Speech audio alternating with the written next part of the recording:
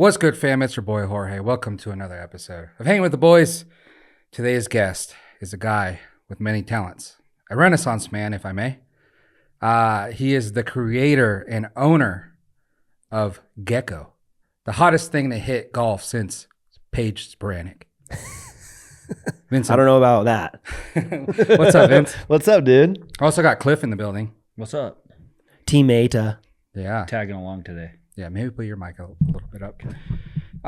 What's going on, dude? I haven't seen you in a little while. Man, it's been a long time, actually. How are you doing? I'm doing good. Cool. I was just telling you guys, this is the 1 year anniversary of being in this studio, being at my house. Sweet. And I got invited? Yeah. Dude, I feel so Guest of honor. Yeah. Awesome. So, yeah, just been living life. Just got this place last year. I love it. I love this setup. I'm kind of jealous, actually. Yeah. Well, you're welcome whenever you want. Dude, I'm Tell coming some back. stories. Yeah. That's what I'm here for. I'm here. I want to hear stories and tell some stories. Yeah. Oh, we got plenty. I know. Cliff, I need you back because I had comments saying, dude, that was good. Listen, and you have plenty of stories. And I feel like we didn't even dive into a lot of the other stuff. Yeah, no, that was intro. We got plenty more. Yeah. So it'd be good. Get you back on Yeah, here. this will be a kind of a segue from that too. What we're doing here, Dude, today. and we go way back. I remember I think I was like a sophomore in high school or a freshman in high school when I first met you. Yeah. Coming over when we were riding and training and stuff. Yeah. Because you were coming with Cliff and Mike. I swear I was just in high school. Dude, I met you, and we can get into it a little bit, but Yeah. I met you like probably before you even started playing guitar. Oh yeah. It- Okay, then it it's was like- freshman in high school then because I was started playing guitar like a little bit after I knew you. Yep, because I broke my leg. Oh, okay, that's what it was. Yep. Yeah. That was 2001. Oh my gosh, dude, we're old. Yeah. Yeah. My back hurts just thinking about that. Dude, you're doing Muay Thai in the gym over there. I don't know. think so. I, What's your maybe problem? that's why my back hurts. Just did one kick and it hurts. Luckily, we're not at the ER. No, let's not talk about that. Okay. We can talk about that. Well, maybe. Yeah. So I wanted to ask you, like I said, man of many talents. I've known you for a long time. Mm-hmm. I've seen you do different jobs and different careers, whatever you want to call it. If you were to name this podcast with you as the guest right now, what would you name it? Oh my God. Put me on the spot like that? Because you just segued the whole talent thing? I don't know. Do you do this to everybody? No, it just depends. The international man of mystery. Yeah. Okay, name it that. Austin Powers. Yeah, never know what he's doing in there. Yeah. I don't know. Let's name it that. Man of mystery. Yeah. You're the man of mystery. The man of mystery. Okay. That Kind of is. is because like if you lose contact with him, for 6-8 months or something, there's always something new he's doing. New album, new company, new kid. Yeah. Whatever Not anymore. kid. No more new kids, dude. Had a vasectomy. No. That road's Well, closed. They were popping there for a little bit. Yeah. Yeah. He had a good little run. Yeah. There's been some football players that had vasectomies and they still Ooh. Yeah. still have kids. There's reasons for that. I mean, you can always get checked again, but like the chances of your vasectomy reversing after like year 2 is really, really, really low. So they probably had it, they got it, and then went right into it. Yeah, you have to drain the pipes, let's say, at least like 30 times, like 15 to 30 times before you can play in those waters. You know what I mean? Right. So, yeah. And I have 3 kids, so I made sure I was working at Kaiser at the time, but the vasectomy I did cash pay because I liked the doctor that was gonna do the vasectomy. I don't know why we're talking about my vasectomy, but I went and got 2 tests. I made sure that there's nothing there. So I'm good. No more kids for me. Good to What hear. about you, Cliff? Are you gonna have more kids? I don't think so. No I more? think I'm so old I'm shooting dust at this The point one, anyway. the one and done. I don't need a. I don't wanted need 2 one of those. kids, and then I randomly wanted 1 more. I don't know. Never say never, I guess. But Yeah, I mean, you think you want what you want, and then all of a sudden things change, because you have a wife, and then they have their ideas. they do have They their start own flirting ideas. with you again, and you just fall. Danger zone. Mm-hmm. You watch, it'll happen. She'll get that bug again. Whew. What about you? I just 2 kids. Two and done? Yeah. Did you get a vasectomy? No. Oh, wow. You're the man of mystery then. Yeah. Dude, I live life on the wild side. That's awesome. If you had 3, you wouldn't. I promise. Yeah. Have one more, dude. You'll be. I'll give you my doctor's number. Yeah. It's too much of an age gap though now. My oldest is 11. Yeah, I think yours too, right? he's 11. Yeah, Yeah. but my youngest is 4. Okay. And it's cool because he'll babysit a little. Like he's not babysitting, but he will, like, if we want to go on a walk or go do something real quick, we'll tell Gio like, hey, you're gonna babysit. And he's like at that age now where he's like, oh, okay, and he does a good job and all that stuff. Still a little scary. He's still a little young, but And how old is your middle one? he's 9. Okay, so mine's turning 8 this weekend. So it's kind of like the perfect thing where he doesn't really need babysitting, but it's nice to have the oldest one. Yes. But yeah, with the young one, it's a little, yeah. If I didn't have my little one, then Gio would be babysitting all the time. Yeah. It'd be no problem, you know, especially with technology these days. You can get like cameras or phone, you know, talk to them. It's easy. It's not as bad as when we were kids. We were left alone, dude. We were like the lost generation. Yeah, figure it out. I feel like every single one of us, if you tell a story about us just being like, yeah, what'd you do today? And be like, well, we found these jumps out in this canal next to some crazy homeless guy. And he was telling us stories about this. And then my buddy, he crashed and broke his arm. We went to the hospital, but he's back now. Everything's fine. And then you're home for dinner, you know? And now today it's like, just chill at home, or we could check on them. we're constantly monitoring our kids. We're afraid. Like, I don't know if you feel that way. I'm afraid of just letting my kids go right off to go do something. And I'm like, man, my parents didn't give a shit about me doing anything. You know, it's just a whole new generation. Different generation. I don't know if it's more or less to worry about these days, you know, with just people in general. You know, it's kind of scary. Yeah. And part of it's like, well, we know what we were out doing. Also, like, I'd be scared of my kid doing almost the same things. I know. That's what maybe that's why we're so worried, is because the stuff we did, we're like, thank God we got away with it. I feel that in general, though, like my friends that have kids, I call you guys whatever, we seem almost like better parents than our parents were. Yeah. Yeah. But I don't know if it's better or worse, you know, but it's like more engaged, paying more attention. I could tell you that. Yeah. Oh, heck yeah, dude. They talk about that like the boomer, or not the boomer, but what's the generation after boomer? Gen X? Gen X. Yeah, like our grandparents raised us kind of thing, you know? Yeah. And now we're raising our parents because they don't know how to be grandparents. Like, that's like all over the internet right now. It's like we're in like the worst setups. Like, we're raising our kids, we're raising our parents. We're screwed. Yeah, it's a different ball game, man. All right, so you got a bunch of kids. Now you can't have any. Yep. Let's go back though. Let's go back. Let's talk about, you know, going in high school. You were racing dirt bikes. You're an ex-professional dirt bike racer. Yep. I raced my whole life. I was the little brother that got brought into it. I didn't really have a choice. But motocross isn't something that you'd be like, oh, I don't want to go do that. When I was a little kid watching my brother race or my dad race, and like even you guys, it was something really cool, something you wanted to be a part of. So you get really good at that sport, and then it gets really, really addicting. So when we met, I was just turning professional. I was too young to get a quote unquote like pro license, but like amateur, deciding to go pro, which I do regret a little bit. I wish I held myself back. Like, if I could go back in time, I wish that I lied about my age and I stayed on a mini for as long as possible. You know what I mean? Like, I did the opposite direction. I got on big bikes too fast. I went into the pro class too fast. It was almost like a confidence destroyer, but it was still cool because I was a bigger kid. So I was able to ride those bigger bikes, and it worked out. And I did learn a lot. I got to do a lot of cool things at a young age, like travel the world, hang out with you guys, going to crazy places and experiencing that, when some kids my age were just sitting there hoping that they can make the baseball team or something. So it was a different lifestyle altogether, which kind of, maybe it turned me into the type of person that I am. I don't like just sitting around doing absolutely nothing. I get kind of bored easily. Yeah. So that could be like what's rooted in who I am for like character wise, you know? And at what point did you think like, this is not going to work out for me? For motocross? Yeah. Oh man, I want to say the biggest, because I went through back and forth times where I was like, I don't want to race anymore. And then I decided to race again. And all my injuries, most of my injuries that I had, big ones, were when there were like engine failures in weird ways. So in 2009, I had a brand new KTM 450, getting ready for Hangtown, feeling the best I ever did.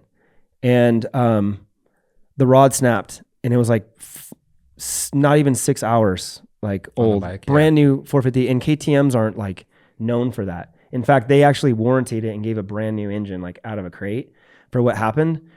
And I just thought of it like, you know, if I was the type of dude that was like just riding over my head and crashing, I can like justify like, you know, I rode stupid. Yeah. But I did nothing wrong, you know, and that happened multiple times in my race. I'm sure people experience that, but it was like only that. Mm-hmm. And I remember it was like at that moment where I was like, you know what, I can't do this any longer. But I did race again the next year. But I tell you what, I was so scared going off of any jump, just mental, like the PTSD or something of it. And I was like, I'm not riding my full potential anymore. And I was also getting married. So I was like, you know what? I was already doing online schooling. So I was like, all right, let's go into a career that I would know, which is the healthcare field. Uh-huh. And X-ray was one of them because I actually became kind of close friends with the X-ray tech I saw all the time with our sports surgeon. Oh, okay. So he was like, oh, dude, go do X-rays. It's like, you're like a photographer. It's like art. And I was like, yeah, this sounds fun. You know, X-ray people like me, you know, no big deal. Nothing. I had no idea what I was getting myself into because there's nothing like that. Right. You know, there's so much more involved. But you had built-in experience from all your injuries. Yeah, I'm not going to say, I'll brag. Table. I'll brag about how I was a good patient caregiver because I hated touching people, not because I was scared of touching them, but I knew I hated when someone would like grab your how many you break a leg or break your arm, you go to the ER and you watch someone just grab your arm and move it into position. You're like, what are you doing? Mm-hmm. That's the worst thing you can ever do. Like work around the injury. Right. Don't make them move into positions that they can't. So I was always really good at that. People liked it, but there was a lot more involved obviously in radiology. Right. But it was a good career. I did it for 10 years. And that was your main career, like basically. Yeah. It was like my stable 9 to 5, first ever like real career type job other than racing motocross or like doing music, which never really was something that I was thinking that was going to be like, oh my God, we're going to do this. It was kind of like a lucky kind of thing that happens in music, but it was like my guarantee kind of thing. And it worked out really well. I liked it a lot. Mm-hmm. And you're not there. No. So that's what with this business that I'm running now, it got too crazy out of hand to the point where I was like physically and mentally drained to the point where I was like, my own health was like at stake because I was working really late hours and then waking up early in the morning and dealing with this business growing. I was getting like 3-4 hours of sleep every night for like 2 years straight. And it was like starting to catch on, you know? And I talked to you last year and you were still working there last year? Yeah. I actually left last December. So it's been almost a year. So things are on the up and up. Yes, on the up and up. And that's where Cliff comes in, Cliffy, because he kind of saved the situation when things were blowing up so much. I'm not the smartest business owner. I don't really know what I'm doing. I'm kind of learning as I go. So obviously I'm going to step in mud and make all the typical mistakes. And so Cliff, you know, knowing him forever, he's like a brother to me, like blood. And also being a business owner, especially in some of the things that I'm dealing with my company, when it comes to like freight and logistics and things like that. It got to a point where I actually needed help or else I wasn't going to be able to keep up with the demand, which could also, if people don't understand how business, sometimes you can grow yourself out of business to where you can't handle it and then things fall apart. You always got to make sure momentum's there. So Cliff came in and basically took over all of manufacturing. So that can keep flowing. We can keep making more product and then I can spend more time on the marketing and the growing. But then I put him in a position too. So now he's having a hard time trying to keep up with the demand because things are going so crazy fast. So now we're trying to figure out ways to increase production and get us through this next step because we do have more products coming out next year, which can increase our volume. So that's a whole nother can of worms. I know a lot of people say, you say it too, Cliff, is that's a good problem to have, but like I hate those problems no matter what. Even though it's a good problem, I hate problems, you know? It's stressful. It's so stressful. Yeah. And it's something as simple as like, are we going to have enough inventory? Like what a stupid question to have. It's like, well, that's actually a hard thing to answer sometimes. Yeah. You know? So let's get into it. How did the product come about? So when we raced motocross, we had, you know, special cleaners, you know, power wash type stuff like Simple Greens and all those things. So in my mind, we had brake cleaners. We had stuff for our engine or for plastic and it was all custom stuff. And I started golfing in 2017 because once my kids were getting at an age where they're like into dirt bikes, I decided I don't want him near that. So I wanted to get him into a sport like golf. So I started falling in love with golf, and you know how that is. Golf's a very addicting sport. I started getting into it a lot, and I started Googling like, what do you do to keep your grips clean? Because we had nice grips on our motorcycles all the times, and we didn't want to have like old worn out or some. I was so sensitive to the fact of like your grips, and a lot of people don't really care to think to clean your golf grips, but I did. So I looked it up, and they were like, go in the kitchen, get a bucket of water and or whatever, and scrub it. People will be like, use your toothbrush, use this, use that. And it's like, all these things are something that you're not going to do every day or every round, when I know that tour pros are literally, their caddies are cleaning their grips before every round, sometimes during the round. It's that important. It's like one of the most important things. So I just had some special cleaner that my brother actually had when he was making like industrial hand cleaner stuff. Remember the Eagle Grit company hit? Yeah. So he had some stuff similar to that, and I tried it, and the light bulb kind of came off when it came to the convenience, because it wasn't something you have to like mix up or prep. It was just put it on there and then wipe it dry. But it was way too industrial grade. It was made for like tractor engines, right? You know, something real crazy degreaser. It's like, well, we don't need that. So the light bulb goes off, things go crazy, and I was thinking this is just golf. I wasn't thinking of other sports, because I'm not the craziest like sports fanatic. Yeah. You know, it's really hard for me to get into all those sports, especially like football with team changes and player changes, and then throw in basketball, even baseball. I mean, it's really hard I give people props for knowing everything about that. So anyways, I'm just thinking, all right, well, let's just create a formulation, a grip dedicated, like a traction dedicated cleaner. Let's put it into one.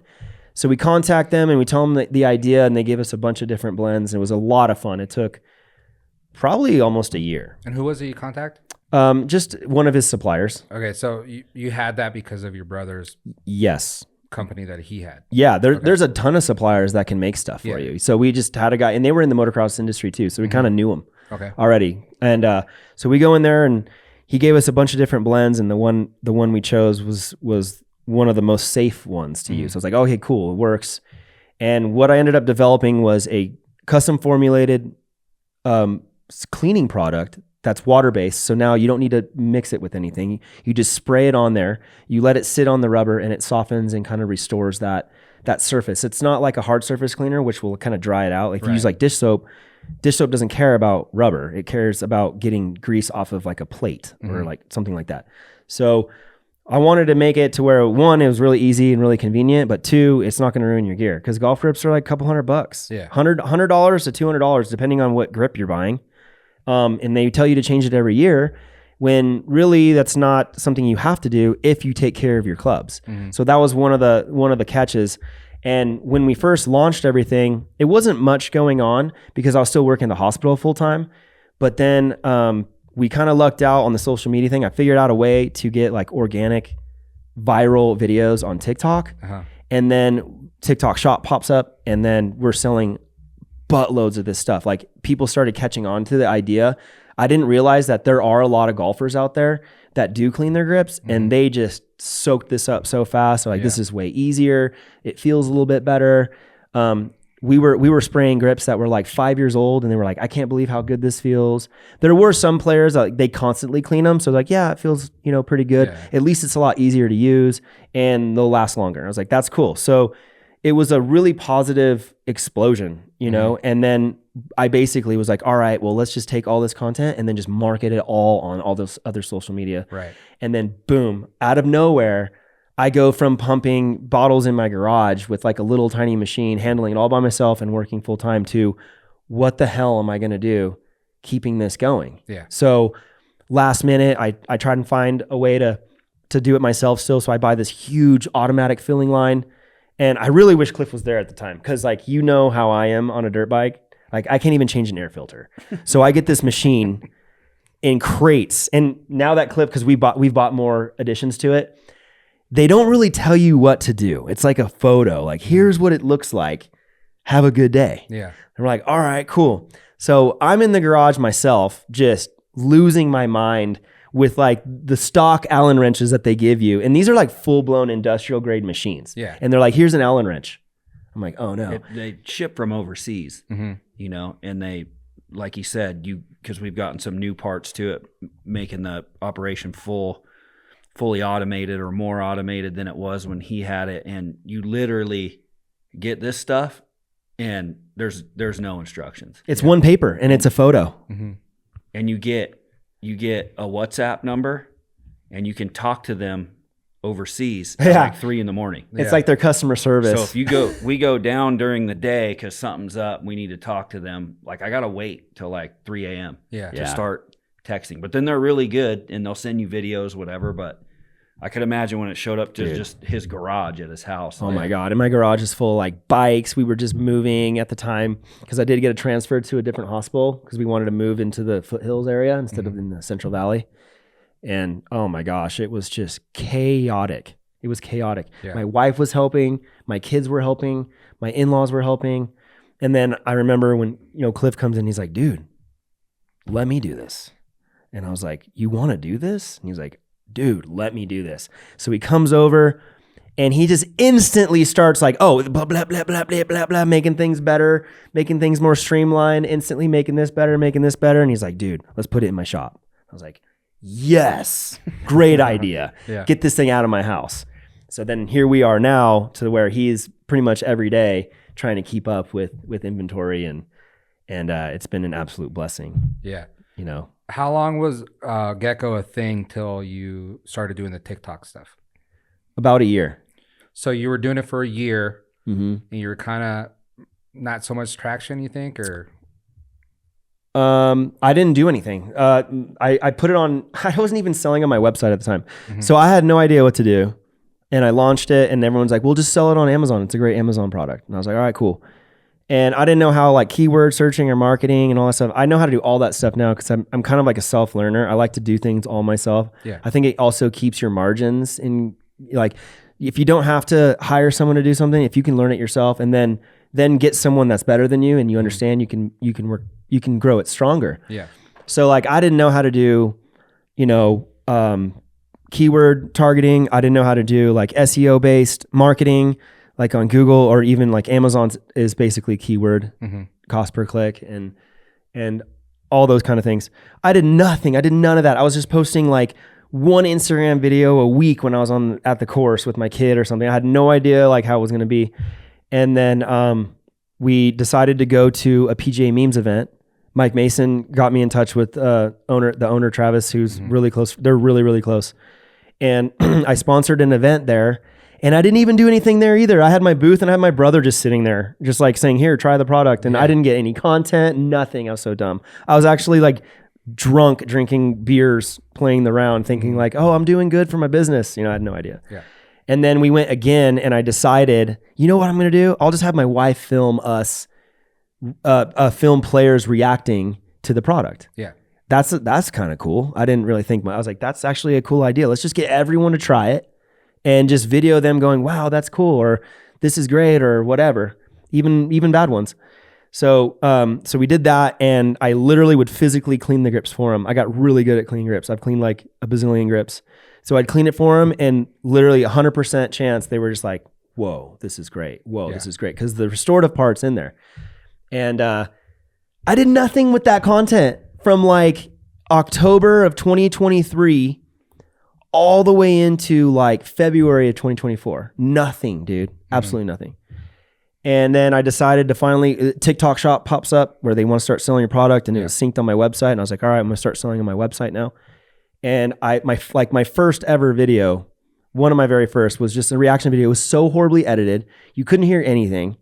I didn't even do like captions and music. TikTok, they tell you like, make sure you have a cool trending song and this and that. I did none of that. Yeah. I just posted the most raw, no intro, no outro, just like me spraying and then a reaction and then me trying another grip and then a reaction. And I remember driving to work and every video would get like a couple hundred views. Before I got to work, after I posted it, it was at like 10,000 views. And I was like, whoa, this is so cool. I'm working, I'm all excited now. I'm at the hospital, like enjoying myself. And then I go to bed that night and I wake up to like 15 orders on my website. And I was like, whoa, I've never sold anything, on my website. And I go on that TikTok and it's at 100,000 views. And I was like, what the hell? And I didn't realize that TikTok at the time was super incentivizing organic top of funnel type content for businesses if you're selling products to TikTok Shop because they wanted to like get some money too. They get a piece of that. And by the end of that week, because it was viral forever, I sold like hundreds of orders that day. And then Travis actually posted that same exact video on his own Instagram. And then like a week later, that went viral as well because his page is huge. Yeah. And I was like, all right, this is the plan. Let's go to every single PGA memes this year and just get videos of them reacting to it. And just every month or so, I'd make like 5 different versions and every 2 weeks I just post it. Yeah. And it just took off and the product's good and it looks good and the branding's cool. But then we just needed to get the eyes on it. Right. So after about halfway through the year, and we're still only selling, enough for me to take care of it myself. It wasn't until we started pumping actual ad budget into Meta. So Facebook and Instagram, the same exact viral videos, just boom, let's just do that. So I had an agency, a buddy who also raced motocross at the time. Really close buddy of mine. He's like, let me just handle this. So he's digital marketing and he starts making cool, like actual creatives and, telling me all this crazy stuff. And that's when things got crazy. That's when I started thinking like, shoot, this might actually work. This isn't some like fluke thing. It's been 7-8 months and it's still growing. And then holiday hits, it's got real big. That's when Cliff entered the picture. It was 2024. End of 2024. I remember because you dropped off my first ever like big inventory shipment when you were doing freight at the time. Yeah, I still had my business going. And something you picked up at the docks at the ports. Like, you ever been into the port? Yeah. I don't know. I don't even know. What's a bill of lading? Man, I knew nothing. Yeah. So that was 24. Yeah, Cliff handheld me on like all that stuff in the beginning. So you started in 23. End of 23. End of 23. So like end of 23 to like before the TikTok stuff started happening. Yep. What was your thought? Like nothing. I initially thought like, hey, this would be kind of a fun little side project, side gig that will get me on the golf course more. That's literally what I thought. Like, I can go and, be on the golf course more, make some content, go play more golf, get my kids involved. This is something that was just fun to do. And I always wanted to start my own business and just be more like that entrepreneur thing. Right. Racing my whole life, you're kind of like a product, right? You're not working for somebody, you're working for yourself. So that was already kind of ingrained in me. And then it just changed everything. Yeah. And then it really changed everything when they go, hey, does this work on football gloves? And I was like, oh, I don't know. Hey, does this work on basketball shoes? It's like, dude, good question. I don't know. Does this work on baseball wraps, tennis, pickleball? I'm like, whoa. And like, does this work on steering wheels? I'm like, what the hell? So then I'm like, all right. So we start testing and getting like a lot of cool college players involved and stuff. And for football, they just spit on their gloves and rub it in there and whatever. It's disgusting. And we try it and let all these players try it. And they stuck on that, no pun intended, real quick because it stops the glove from attracting dirt and like that turf dust on the football field. So now they're not spitting every single play. They can go multiple hours. What was UNR? They said 2 hours? No, they said a whole practice. A whole practice? Yeah. How long is their multiple series for like the receivers. Yeah. The receivers and the cornerbacks. Yeah, because we sponsor UNR. So all their receivers are using Gecko. Oh, nice. And they all loved it. Every single player was like, whoa. Same exact reaction. It was a total accident byproduct. Like went into it making stuff for golf. Yeah. Right? And it ended up because the restorative compounds in it, not just the traction. Right? Yeah. Worked for 5, 6, 7 different sports. That synthetic rubber, they'll put spit on it. That's fine. Sometimes they'll use like hand sanitizer. Isopropyl alcohol. There's purposes for things. So when they go, oh yeah, I spit on them, or no, I just use dish soap, or I just do this, those are all Band-Aid fixes. Let's make something convenient, something actually dedicated for your sport. Let's create a brand based on that. So you can put that in your bag knowing like, that's what this is for. I'm not going to use hand sanitizer to disinfect my hands and clean synthetic rubber because it's not going to. Right. Also, isopropyl alcohol, we actually had a blend with alcohol in it to see if it would dry quicker. And it just ruins. Yeah. It's not good for rubber. Yeah, after a while, yeah. Yeah, sure. The degradation. Remember when we were Googling all that stuff? We were getting all nerdy, Cliff. And we were looking all that stuff up, was the whole isopropyl alcohol and how bad that is for rubber compounds, and it pulls it shrinks it degrades it, hardens it. Yeah, and a lot of because we did that, because a lot of there's been a lot of, I wouldn't call them copycats, but the way this stuff works that I learned with Vince, like you have a product like that, and then like people overseas or whoever, they watch the numbers on like Amazon and 10K sold this month or whatever.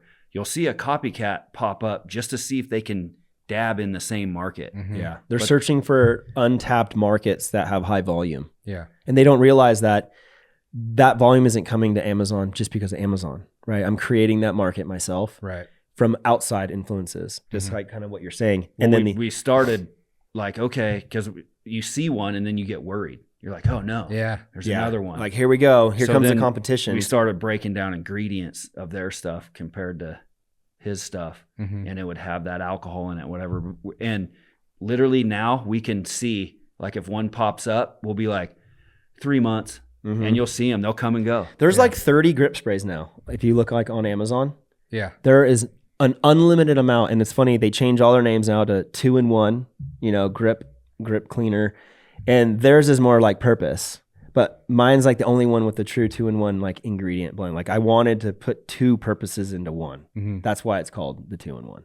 And they changed all their names, and they're trying to like just kind of jump on board with that, which is cool. I feel honored. I used to be super scared of that, but now that I know what it takes to get into these things, there's going to be a lot. And then, like you said, a few months later, you're like, oh, okay, I'm not too worried about it. This is like the 30th spray that just came out. Like, I'm starting to get numb to it. The first couple, you're like, oh no, we got competition. Yeah, and then they come and go. It's the craziest thing. But you also never notice it until you're like involved with a product that's got competition like that. Like, I never paid attention to those things. But also, like, I'll be the first one to tell you, I mean, you would all agree, competition is a great thing. Oh yeah.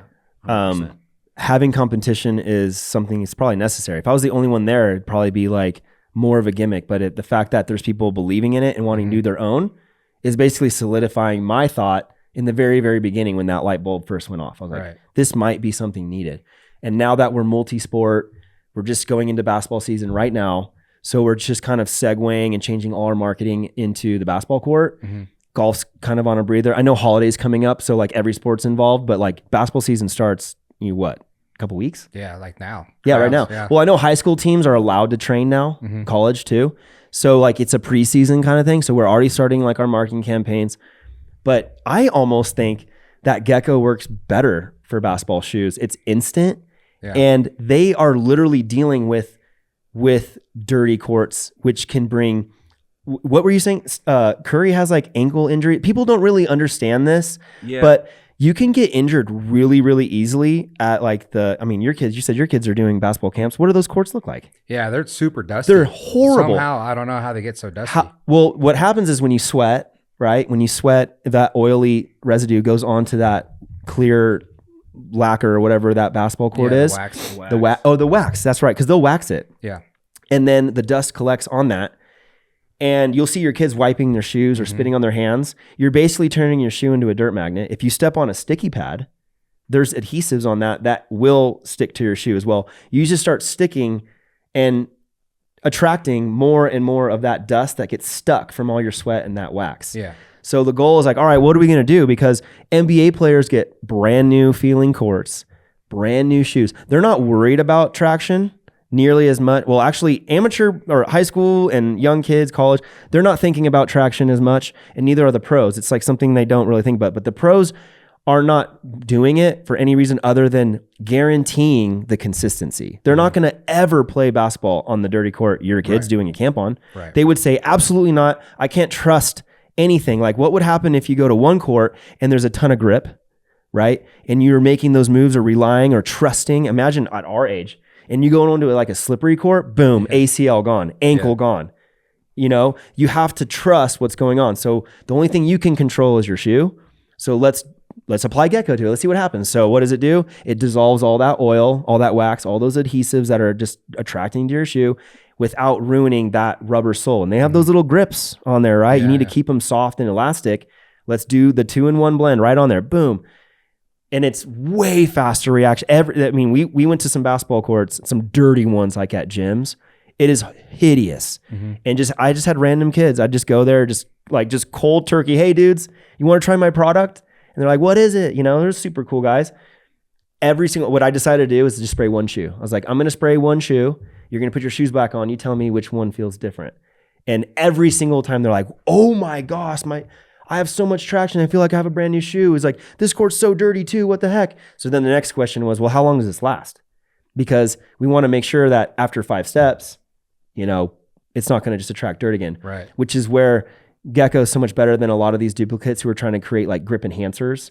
If you apply any resin or adhesive on your shoe, what do you think it's going to do? Just pick up all that. It's going to pick up all the crap. We want to make sure it doesn't pick that stuff up. It's gonna harden up as well. And the thing with basketball in particular that we learned from all this was, dude, those shoe companies spend tons and tons of money in shoe technology. Yeah. And it's traction.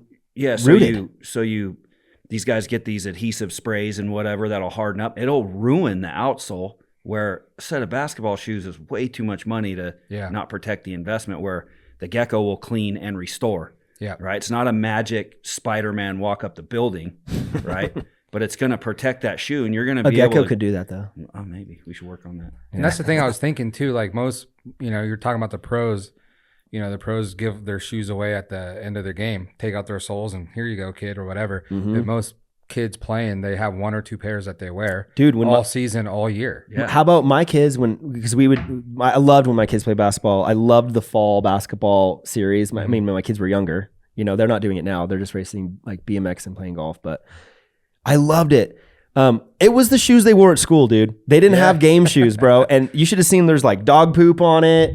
They're playing golf in there. Like, they're so dirty. And I remember when we were first testing it, when they were on those teams, I'd do that. Look at all these kids' shoes. They are hammered.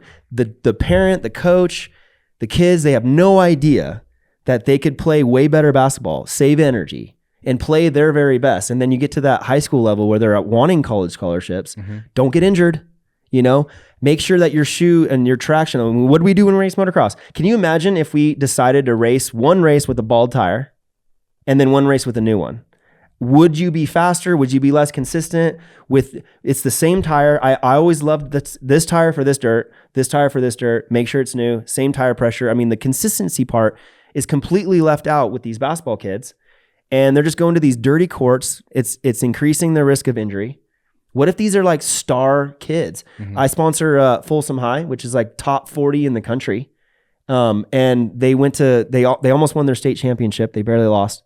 And all those kids are using this product now. And they get to go to all these games, and they're like, dude, it feels the same every time. So now they can trust that. Yeah. And they don't care if it was a freshly waxed court, because they're not going to wax it every every game. So now it feels good no matter what. So you can step on a dirty court, feels good. Clean court, feels good. That consistency factor gives them confidence, lowers the risk of injury, and they're going to play better basketball. They're going to play their potential, kind of. That's kind of that we need. Yeah. But the big one's injury. I think injury. You were talking about Steph Curry today, right? He's had ankle surgeries. Yeah, like 4. Jesus. Something. Yeah, a lot of people don't realize like he plays like he plays with ankle braces. Yeah, the braces, double taped ankle braces, and the worst of his injuries came from like youth basketball, not even in the pros. So I wonder why. Who knows why? Stuff happens, but if we can somehow have a benefit to limiting injuries with these kids as well, and protecting their investment in their shoes. Probably the only good pair of shoes they're going to get all year. Yeah. Let's keep them fresh, keep them new, save you money, save you time off the court with injury. Yeah. Just benefit everyone. And like I said, it was really cool to work with that and see how it really did actually work with basketball shoes and football gloves. Anything that can help that material stay fresh, stay new, protect your investment. This stuff we've got it down like literally it's like 2 cents a spray. Yeah. Yeah. So imagine spending 12 cents a game. You're right. Yeah. Max. On your $300 pair of shoes. Yeah. And those shoes are expensive. Have you seen those shoes? Yeah. And they get better, technology. They are so cool. I bought those Nike Immortals, the 3s. They're like a year old now. When I use Gecko and go on, I went to like a gym to play, and I was shocked, like, because I don't play basketball a lot. I play with my kids and stuff. Yeah. I played when I was in like middle school, but I never grew, so I'm still short king. Yeah. So that sport's not in the picture. Yeah, and I am short. That's why I do Muay Thai, dude. I'm shorter than you. You are? How tall are What do you? you I'm mean? I'm like 5'9". How tall are you? 5'6". Ah, dang. That's it. all right. Basketball's not our sport. We It's just not our wanna sport. help It's not our them. sport. Basketball's not We our just want to sport, help no. them. Yeah. I can't play football either. Dude, my little kid, Mace gave me some last year, I think, and then Okay. he plays Pop Warner. Oh. So he sprays it on his gloves. Yes. For the leather. Yeah. Yeah. Well, whatever the grippy like football gloves are. Yeah, it's like the vinyl. Yeah. I know. Is it what is receiver it? glove. It's called synthetic rubber. That's a dumb word, Yeah. but I'm sure There's I know what you're talking. It's there's like a that. word for it. I can't think of it, but yeah, it's like that vinyl. Yeah. I was thinking baseball for some reason. And you notice with those, like the biggest thing is any pickup, right? That breaks that bond Yeah. with that material. And then they're not sticky. Yeah, it actually gets slipperier. Yeah. And then, Yeah. then that's where you see the spit and the clean off, and then you get that But glue back. what does spit do? It attracts more dust. So they do it every round. You ask every kid who's like an adamant spitter on their glove, which is gross. Poor quarterback. They go, how often do you have to do it? Every single play. Yeah. Every time I touch the ground, I have a dirty glove. And I was like, well, try this. And they try it and they touch the ground. They go, well, it's been a couple hours, still grippy. So I was like, cool. So it's not only keeping the quarterback from getting whatever germs that you just applied to that ball, and then they lick their hand and their bare hand. It's so gross, actually. What you think was about that? What was the most like shocking sport that like you're like my product could work there? Basketball. Basketball. Yeah. And mainly all of them have that wow factor. I've never had one sport. The one that's not the craziest is baseball because they don't have adhesive laws. You can put literal pine tar on there, which we are coming out with a baseball specific product next year. But in the pros, they can't do that, right? Yeah. Yeah. Yeah. As long as don't they get? that's for pitchers. Oh, okay. Yeah. Yeah, not on your bare hand, pitcher. That's why there's a rule. The rule for baseball, because we got the SFIA compliance for football. We're the only cleaner you can use for the NFL rule book down. We got that approval. We got it tested. For on field. It was a big investment for on-field use. So at the highest level, you can go on the sideline, spray your gloves, Yeah. clean them off, and go out there. Investment you paid for. Oh, yeah. All the testing. Yeah, and all had a the meeting with certs. testing. Yeah, they have a specific lab that I had to get in wow. contact with. Oh man, it was the coolest experience. And I wish Cliff was involved at that time because he's the only like guy that likes to nerd out on this like data kind of stuff. I don't know why we're like that. But the lab, the manager of like this whole project, they're like, there's no like legitimate writing for these things, but we're gonna make new writing for it. And he's like, but you just opened up a can of worms. He's like, next time, he's like, whenever you get some more money to invest in this, he's like, you don't really have to do this because you already have the legalization. He's like, get like a college team to give you all their oldest gloves.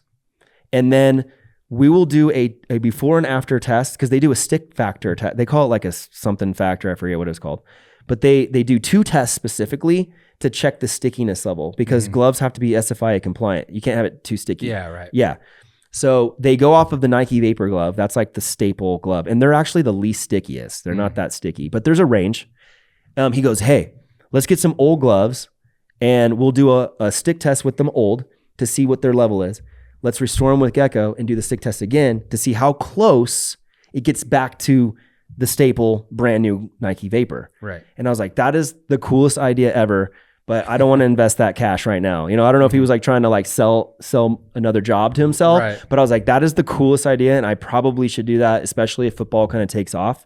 It's not our biggest sport because not everyone wears a glove, but it's a great product for football gloves. People who use it, it's great. But I would love to see like, oh man, yeah, it restores used football gloves by 87% on average. Like that's a cool data point to like advertise, to say like this product is actually restoring your glove and here's the number tested by some third party. And I'm sorry, not third party, but the actual, rule book writer lab. That'd be pretty cool to have. But And that's down the funny. road. And that's funny you said that or said the whole like not everyone wears gloves, but in basketball everyone wears shoes. Correct. Yeah. And that's where I think that golf, everyone uses the grips. Baseball, everyone uses, well, not everyone uses a wrap, and we do use it for wraps and gloves, but it's more of like a cleaning and like restorative part. A lot of little leaguers are using just wraps. They're not really caring too much, but like college players, when they want to go through the tedious steps of using pine tar, I don't know, did you play baseball? No. You didn't? I thought you No. You weren't like in a baseball league? No, I played softball, yeah. But that was Did they once. use pine tar? No, it wasn't really. Well, yeah, see, because it's kind of like an annoying thing to do, but the whole name of the game is you put pine tar on your bat. What does that do? It increases your exit velocity. You swing faster, swing more powerful, hit the ball farther. Simple math, right? So they're like, I will go through the trouble of putting sap on my bat and my glove, even though it's going to ruin it. Yeah. It'll melt in the heat. It'll freeze in the winter, and then it adds a layer, makes my bat heavy. Whatever. I got to do this because I want to swing faster.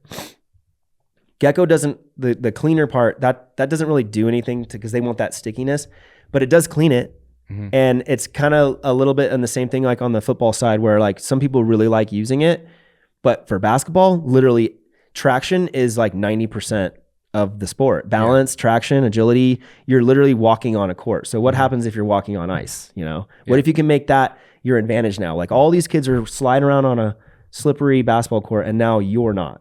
You're now have an advantage, not in a cheating kind of way, but like just in the fact that you're taking care of what Cliff said, your investment. Like these shoes are designed to have really good grip. Don't put resins on them. Mm-hmm. Don't put adhesives on them. You're going to create more inconsistencies. You're going to have tons of grip and then you're going to have none. Like that's what puts you in the hospital. Yeah. That's what's going to put you laid up on the couch crying when you could have just used Gecko, dude. Yeah. And I know you probably can't talk about it too much, but right now, golf is obviously this product, Gecko, football, and basketball. Yeah. But the baseball one is going to be this one, or you have something? It's a brand new brand formulation. Okay. Super fun process, which Cliff got to be a part of, which was exciting because it's actually good to have someone like Cliff too, like on my side. I was doing it all by myself. Mhm. It's so cool to have like another brain that kind of matches. So we're getting new blends and we're doing new things. And he knows a lot of people that play baseball too. And the first thing I ask is like, well, do you guys like using pine tar? And the answer is 100% no. They do not like using it. They have to use it. There's huge problems with pine tar. I was like, all right, well, let's develop something that can replace pine tar, but make it like really, really awesome too. So we go through the motions. How long has it been? Like 6 months? Probably every bit of that. Yeah. Maybe a bit more than, I mean, I know it was in February when I was already tickling the fact. So it's been almost a year, but we already didn't had the name by then. Yeah. We didn't start though the actual fun part with like the chemist. Yeah. Probably like 6 months ago. Right. Yeah. And 6 months ago. you're almost ready to launch. The product's done. We got the final blend and all the packaging's done. Everything, the designing's done. Now it's just a matter of just getting everything rolling. We're going to do like pre-marketing media and advertising once we get the small samples. Mm-hmm. And then hope to have a launch. Well, we'll have probably like a coming soon, like sign up pre-launch thing with the advertising. I've never done a new drop kind of thing. Right. So here we are going into a brand new territory like I've never experienced before. I mean, you want to time it too, right? So Spring training. Yeah. Yeah. So that's kind of what our thought is. But everything's pretty much on track to launch for that. Mm-hmm. yeah.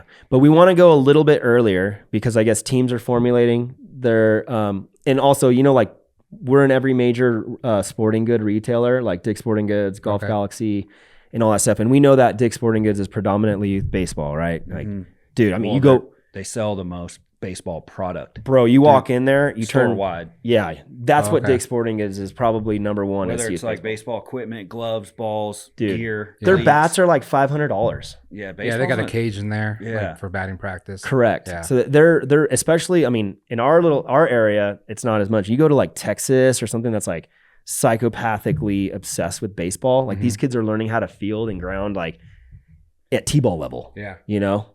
And they're good. It's the biggest.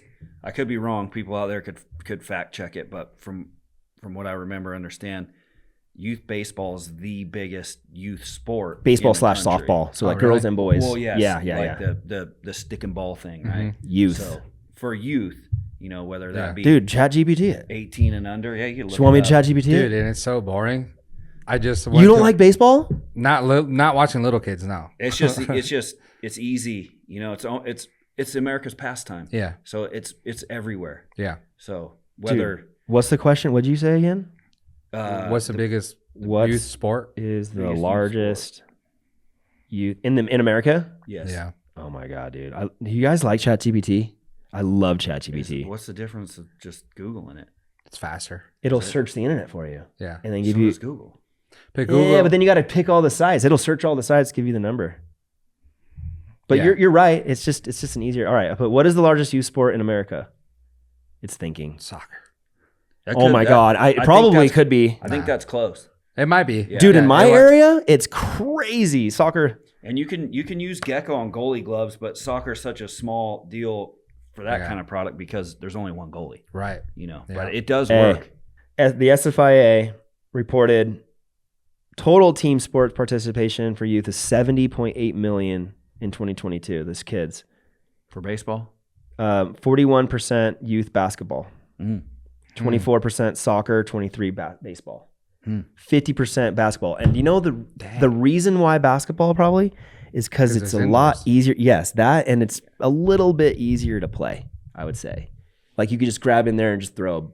Baseball, you got to go grab the glove. You got to go out there. There's a little bit of an investment to get out there. But I would say like the Little League series and like all those things, like you get into that little niche. I can probably tell you like probably the market for sporting goods itself is going to hands down be baseball because they sell those shorts with those like, the amount of money they spend on that sport is probably more than basketball. Oh yeah. I'd say. Well, $500. That's why a store like Dick's Sporting Goods, their highest revenue through the store is baseball. Yeah. Like, I heard they did like straight up. 12 billion too last year in sales, which is nutty. For a retail store, like they're growing, which is awesome. But they also have a good online presence and they're smart. They're bringing batting cages inside. They're bringing golf sims in there. So like come to us, give us a reason to come in there and then buy stuff, which is really, really smart. Let me ask you this question. So I'm sure that you have other sports that you kind of dabbled into. And I think I might know your answer, but Gecko, it's the biggest thing in sports as far as cleaner, rejuvenate and everything. If you could have a suite or a tent or whatever it is at one sporting event where it's like yours and you can get your homies in there all the time, which one would it be? Oh my gosh. Me personally? Yeah. It wouldn't be a tent, a booth. It'd be to be a sponsor at the Waste Management on the stadium hall on the top. Say golf. Did you? Golf. Yeah. Well, yeah. I'm a golfer. Yeah. I'm more. But dude, imagine having just a suite at the Staples. If you had my brother here, he'd be like, Crypto "Dude, get a lifelong Cowboy Stadium. either Cowboys or Kings." I'm like, I don't know, man. He's a Kings fan too. Well, I get it. I think, Cowboys. I think for most people, like going to see a Dallas Cowboys game or going to like a golf tournament, Yeah. the Cowboys game is going to be probably more fun. Yeah. Well, that's what I'm saying. Like a booth. You're like saying like I can actually get a booth. Well, Like just a suite, like a a press suite. box. Oh shoot. The Okay, equivalent. wait a minute. Well, no, the press box or like the suite room have you seen the Waste Management? Like of all arounds you'd want to go to, But then it's only once a year too. Like I'm getting a you want suite like at like season pass in Raiders a Stadium, dude. Vegas. Raiders, That'd be 100%. sick, And what I see, I'm not like the hugest football guy, but I neither, love but- the Raiders. All my coworkers when Just I the worked atmosphere. all I saw were Raider games, and I liked watching the Raiders, and yeah, we lived in Vegas. That's kind of cool. I would choose a Raider like season a suite pass. at the Allegiant. Allegiant, Yeah. That'd be sick. brand new stadium. Gecko on the door. Yeah. Oh, dude, now you're getting that's me what all I'm asking. excited, That's what he was dude. asking. Yeah. Or next thing you're gonna ask, are you asking for the invite too? Because Yeah. let's go. It's your idea, so you're Hey, going. but I knew he was going to say golf. Yeah. That's why I said if it's me personally, Yeah. I would love to be able to go to the Waste Management. That's like a little bucket list. You'll probably be there soon. Yeah, I'd be Comes up early in the year. February. Yeah, Yeah, you'll probably be there. we usually do a PGA meme event the week of Waste Management, so I'll be there like on that Monday or Tuesday, and then the Waste Man. The only problem is it's my wife's birthday that week, always, and I'm like, Ari, you want to go to Waste Management? And she's like, why wouldn't you want to no, go? I don't want to. That's a full influencer packed house, dude. I know, but she doesn't. She That's if you're gonna get a picture for the gram, dude. You're on a Waste Management. Remember when we went to the Barracuda? She was like, "Why is everyone telling everyone to be quiet? I thought this was supposed to be like fun." And I was she's like, thinking "Oh of man." Live. She's thinking of Live. Yeah, I was like, the we need to Live go to tournaments. Waste Management. I show her those Yeah. like clips, like, look at when they get a hole in one, they all throw their drinks and Yeah. stuff. I was like, we can go there. the watering hole. Yeah. That would be pretty cool. That'd I think fun. it'd be fun. Yeah. I've How never about been to a Live event. I'd like to do one of them. dude? Me too. Yeah. I would love. Let's get this so big that we can do all of them. Let's do a booth at Raider Stadium. Does UNLV play there too? They No, play they at have their Thomas and Yeah. Mack. Yeah. Right. Not in that stadium, No. dude. They don't. I thought they were going to because they have don't all the let red. They don't let a lot of people in there. No, Raiders all black and silver I know, but they had all the UNLV stuff in there for in a the while. stadium. I thought they did. No. They Was it might like- have like I think little maybe- off games here and there. Oh, okay. Or yeah, the basketball team for Vegas plays at Thomas and Mack, their little arena there on campus, and then pretty sure the football team still plays at Sam Boyd, where they used to have the Supercross. Yeah. Mhm. Which is not the greatest. No. Not for Supercross. Or football.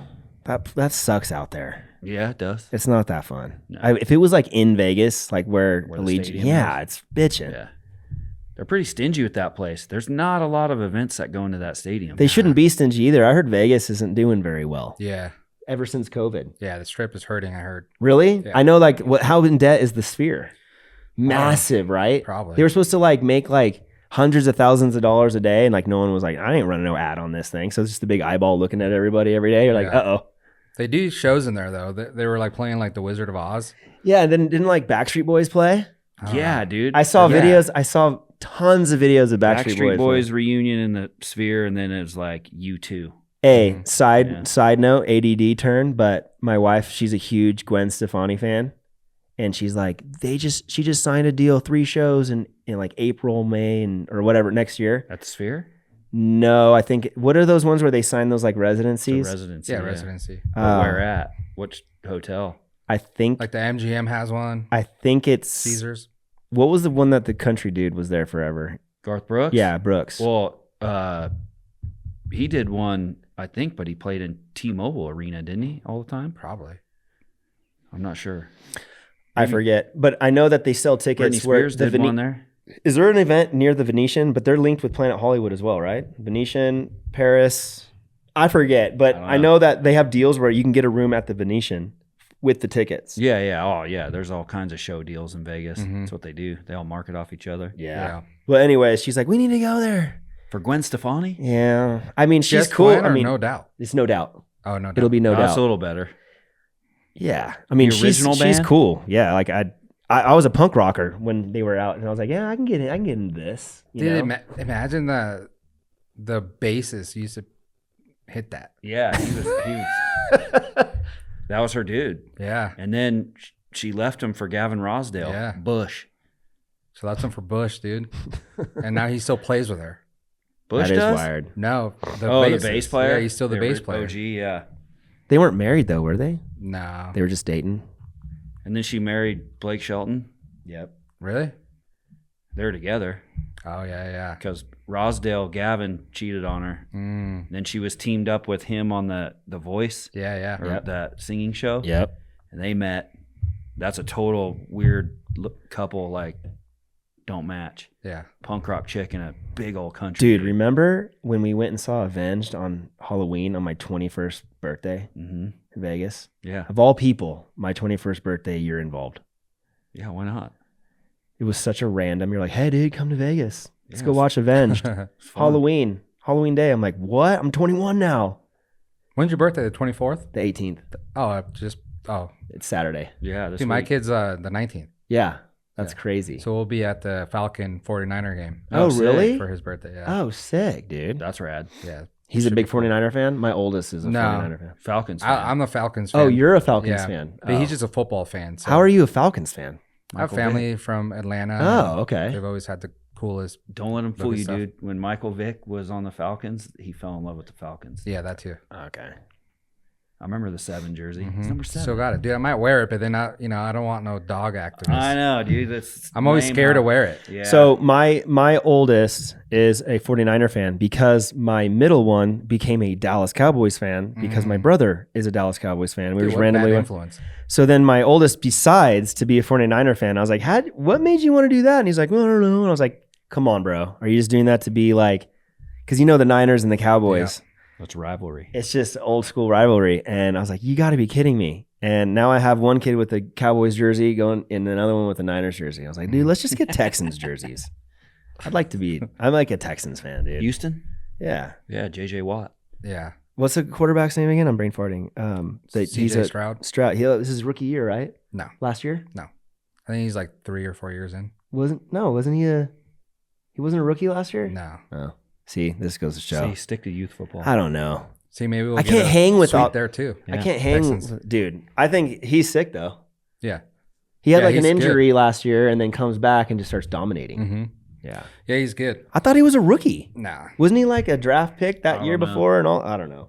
Nah. Maybe I misunderstood. Hey, so where could everyone get Gecko? Well, we're basically everywhere. I'm after you, you know? We're going to go after, you're going to see at least, if you search me right now, you'll see about 3 ads a day. Mm-hmm. Okay. You can buy our stuff on our website at getgecko.com. You can buy it on Amazon. We're number 1 most sold.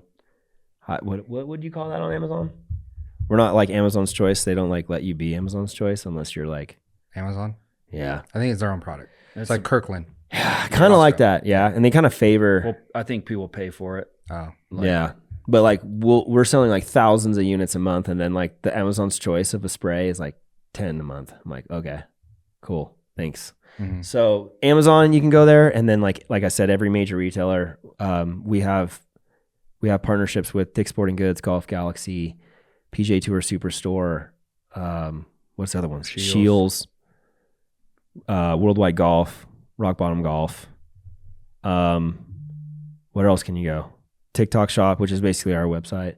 We're basically like anywhere you can buy, it's available. Okay. You know, like I said, we're coming after you. Yeah. I will come to your door and put it in and give it to you myself. Good. I did see an ad today. You did? Yeah, your ad for baseball or basketball. Yeah. You get the free hand towel. Yeah. Or So I mitt. created my own mitt towel. My wife was washing her face with those little mitt things. Yeah, yeah. And I was like, dang, that's actually like for basketball because I have no mobility. I was trying to use it and like wipe. I could not get my foot up. I was like, damn, I'm so like, unmobile. So light bulb again. I was like, dude, how cool would you have a little mitt towel, put your hand in there and you can just wipe it real quick. Mm-hmm. But it was funny, a lot of these basketball teams, their shoes are already pretty clean because they have game shoes. They just spray the shoe and then they step on the court and they just rub it back and forth to get all their grippy spots back. And like the heat of the court and their shoe kind of like cooks it, like, I don't know, evaporates it, basically, wipes it off. Yeah. But I would recommend wiping it on your first clean. Like if you have dirty ass shoes, wipe it off. Mm-hmm. And then like, you get on the sideline or like, halftime, you're like, I want to get a brand new fresh grip. Just spray 1 or 2 and then rub them back off. You're good to go. It's got to be dry. Yeah. People will comment or hate on it, like in golf especially, because they don't wipe it dry. Right. They spray it and they do a little dab of the towel. They don't like really they get in pull there. on it once because they think it's an adhesive. It's like, no, dude, this is not. We're not spraying. You're You're cleaning. not spraying shit on your grip. Mhm. You're spraying to remove.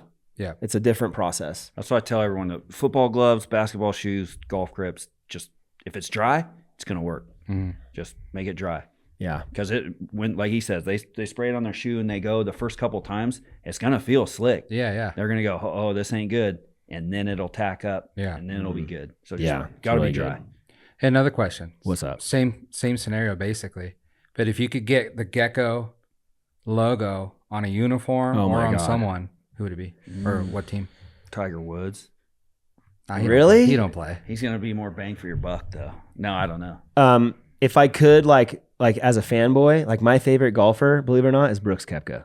Mm. Is that weird? No. Why is that weird? I don't know. Nothing to like. What? Why So not like Bryson? Dude, he was in Happy Gilmore. Everyone was. Yeah. hey, but and he you was know pretty what? Scheffler's like, not again. That was like the best line ever when he Scheffler's was getting pretty good. arrested. Yeah. He did a good job. He did. Did you watch it? funny. Yeah. I think they did a pretty good job. Brooks was not that good of an actor, even though he's my favorite golfer. Isn't he the one that got knocked out at the end? Or No, he broke his shoulder broke or his something. shoulder, So yeah. Shooter had to play for Yeah. him. the shooter was Yeah, good. but one athlete, all sport, one athlete. No, or a team. Or a because team. you could be like Oh yeah, on a basketball jersey or something. yeah. Hey, Oh we're my God. putting all this out for the universe. I know. I like it. Let's keep doing that.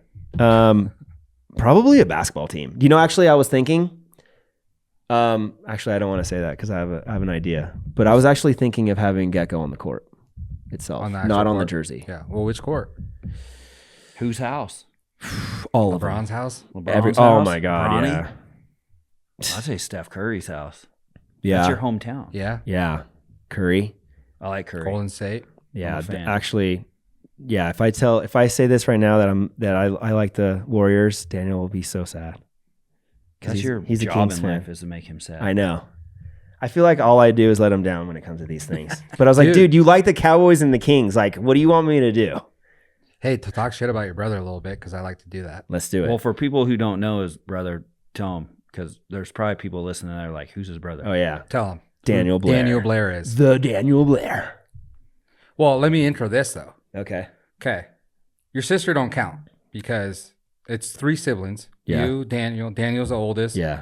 And Natalie. then Natalie, and then you. Yeah. Sister don't count because she's a female and she's already loved, Yes. right? So Yes. it's between you and your brother. Oh God. Okay. You know?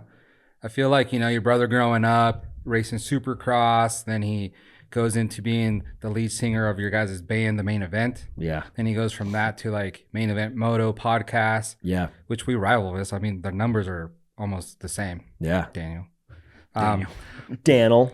And then he goes into that to like analyst on TV for Supercross and doing all this stuff. So, Broadcasting. so the level, I think maybe parent-wise, Oh, parents God. were like, "Oh, Daniel is my favorite kid." But now, I don't know, dude. I think Vince is up there. Yeah, dude. You don't know Randy Blair. He didn't play no favorites. No. He was drill sergeant on Yeah. both of them. Yeah. But if we were just, I feel like my brother got throw that scenario got out the there. worst things than me. I think it's because I watched him just make mistakes, and I was like, I'm not gonna do that. I'm not gonna do that. Yeah. I won't do that. He just kind of sent it, like oldest child Yeah. kind of does that. But that's funny. I wouldn't say it. My mom works for me. She's actually one of my employees. That's what I'm saying. Yeah. So your mom's like, She's- "Oh, Vincent." The tides have changed. Yeah. Yeah. The scale is up here for Vince. Yeah. Yeah. It's Sorry, time to get rid Daniel. of the old bull. Yep. You get what was on Step Brothers? The young calf. The young calf. Daniel can't even walk. Hey, Poor dude. dude, going back to moto, no part of you just goes like, "Hey, I want to ride a dirt bike." Oh my God, here we go. Like seeing my dirt Are you bike out there. segueing this on purpose? No, I'm just asking. I don't think he knows. I think yet. you're lying. You I don't know don't what know. happened? No. Oh my God. BMX race. Oh yeah, I saw that. Yeah. Yeah. So I actually you'd be proud of me if it was a typical motocross guy. Like I don't really have much interest in getting on a dirt bike again. I've done so much dirt biking and racing. Like just the thought of putting on moto socks gives me like the chills, Yeah. like, ugh, I don't want to do that. But BMX, I was like, oh, my kids can do BMX.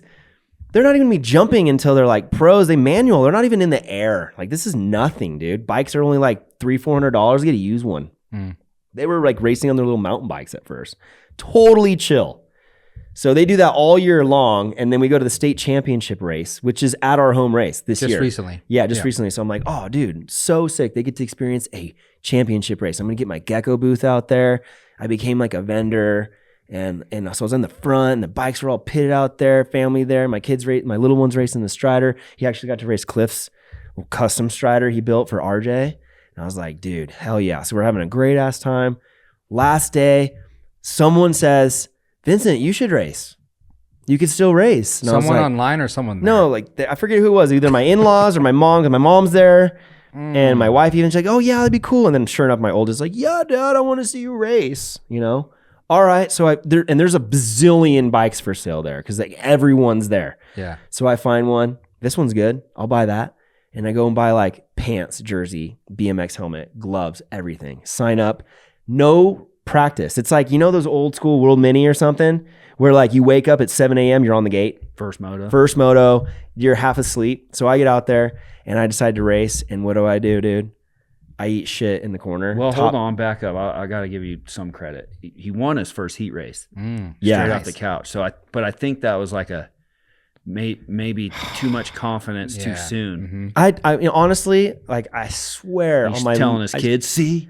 No, Trying I to get did it not done. do that. I did not do that, dude. I did not. I swear on my life, my plan was I'm just gonna ride at my like normal boundaried potential. And if they pass me, then whatever. But in the heat race, I got the whole shot and I rode at a pace that I thought, and I won by like 6 bike lengths. Damn. It was the novice class. So I was like, okay, I'm definitely not in the novice class, but I'm going to race in the novice class. So this is great. They put me on the outside gate for the main for whatever reason. So then typical like moto, in moto, like you go into a corner, you like pre-lean, like you can have your leg out leaning into the corner. Can't do that on a bicycle, bro. Total top heavy front end wash. I wake up and I'm on a CT scanner, dude. Damn. Fully knocked out, cold. No idea what's going on. The helmet breaks, cuts my face, stitches on my lip, completely knocked out for the next 3 weeks, dude. Cliff's basically running the business for me. I don't even know what the hell's going on.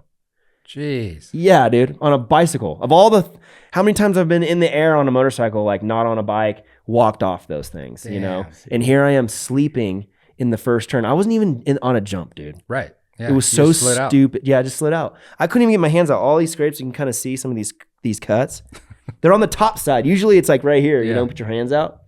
Instant, I got Conor McGregor, dude. Damn. Yeah. Knocked out. That's wild. So now, even though it's 2 wheels, it's so no more 2 wheels. It's a different. Yeah, the bike's on Marketplace. It's a brand new bike. If anyone wants to buy it. Yeah, he hits me up right after that. You want to buy my bike? I'm all. Dude, your kid races those races too. Yeah, so. I'm like, dude, tell why? them your stories too, because you have the moto situations where it little scares. Like, I don't want my kids to get injured, you know. And now I'm sitting there thinking, like, dude, my kids could get injured doing this too. Anything. Yeah. Anything. Yeah. I mean, don't get me wrong. The chances go way up on a with dirt motocross. bike. Yeah. What did RJ do? Remember he said he thought he broke his I leg. thought he broke his femur on a PW50. Dude, I thought my kid broke his leg on snowboarding. Yeah. Oh, dude, that happens really easily. Like your knees and stuff. Oh.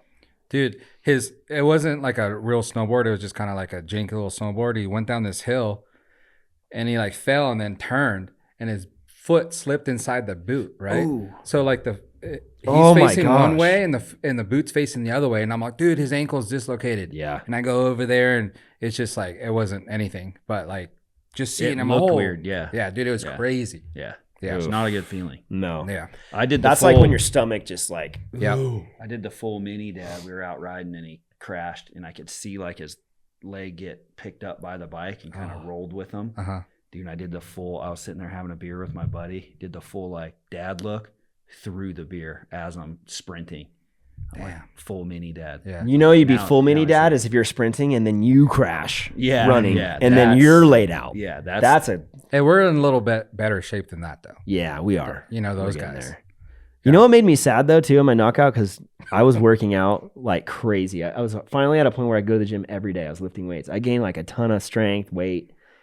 Literally in a week, all of it gone. I'm literally like, I'll never work out that hard ever again. Just because the 6 months it took to get to where I am was gone in literally 7 days. F that. I'll never do that again. I'll just go on a jog every once in a Were while. you benching 225? I was going for 315. I was doing reps of 225. I couldn't believe how strong I was getting. It was amazing. And with moto, like I never lifted weights. You should it was still always do on that, though. it was on a spin bike. You really? Yeah, that's pretty cool. That's heavy, dude. Dude, and what's crazy in my area, there's like a lot of these like Russian bodybuilder dudes. They're huge and they're like scary. So I go in there and I'm like the scrawny dude and they're just pumping it all. I don't know if it was like motivating, like, all right, I got to have at least 2 plates everywhere. Yeah. You know? We went to we got a chance to go work with the UNR football team with Gecko. Oh, And yeah. The first thing we do, they take us through the gym to the locker room. It's all It's the bitchin'. sickest gym. Yeah. And like we're with my buddy who's like high up in the Century Club, like donor businessman. You know, we're walking through, and Vince is like a 4-year-old dude. He's sitting on every machine. He's all, "You guys want to work out?" You guys wanna-" Before his crash. you Yeah. know? He's like, "You guys want to? Dude, can we do some reps?" I'm like, Dude, you're probably repping more than the quarterback, though. Yeah. But dude, then there's these big kids walking around, Dude, these big they're linebackers looking at them. They're gigantic. like, Gigantic. "Dude, get off my." What did the machine." guy say? He's like, dude, when they're all in here training, it's crazy. There's shit flying everywhere. It's loud, things Music, clank. yeah. And it's like, I don't know if I'd want to be in here. I'd probably die. Pretty intense. It's That's crazy too. Like there's high school kids. Not the Folsom high school team, the quarterback uses Gecko for the ball. He preps the ball. And basically all their receivers are using it. And these kids are like 6'3". Yeah. And they're like sophomores. Like, why didn't I get that? Dude, I just went and shot. My little kid got to go on the high school field for Pop Warner, and then the guys ran through. It was like their homecoming or something like that. I don't know. So I was there and I was taking photos, dude. I was like, when I played football, there was like 1 or 2 guys that big. Here, all these kids are huge. It's all the hormones in the food. You Yeah. think it's the hormones in the food? Dude, There's it has to also be like something. I know that there's some kids like, have you seen those True Height gummies? Those things where you can actually get your kids taller? No? No? Dude, it's I need crazy. some. Well, we can't because we're No. adults. They said when your kid turns like 11 or 12, it's like a supplement. And all these kids are growing like an extra couple inches. Text me that because my kids might be short. milk. I They will drink milk? because my oldest is short. Whole My middle one is already taller than my oldest.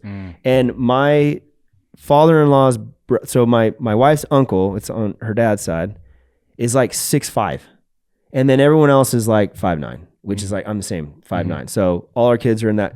My middle one, Ollie, got that gene. Kid is gigantic. Yeah. He never stops eating. His shoe is almost my size. Damn. I'm like, this kid's gonna be massive. I was like, get him a football. Yeah. So we signed him up for flag football and all that stuff. And he was pretty good. Actually really good at defense. Like he could pull the flag and he was afraid to get in there and all that stuff. And he just like total ADD'd out and goes, nah, I'm not into it anymore. I'm like, damn it, dude. So now he wants to Being ride. a kid. Well, what we're going to start doing is taking them to the local high school. Like we're right down the road to their football games. Just be like, dude, look what you could do. You know, maybe like, hey, look at those girls. Like those girls will like you if you go do that. Maybe he needs a little bit of that in him. Yeah. You know what I mean? He's almost at that age.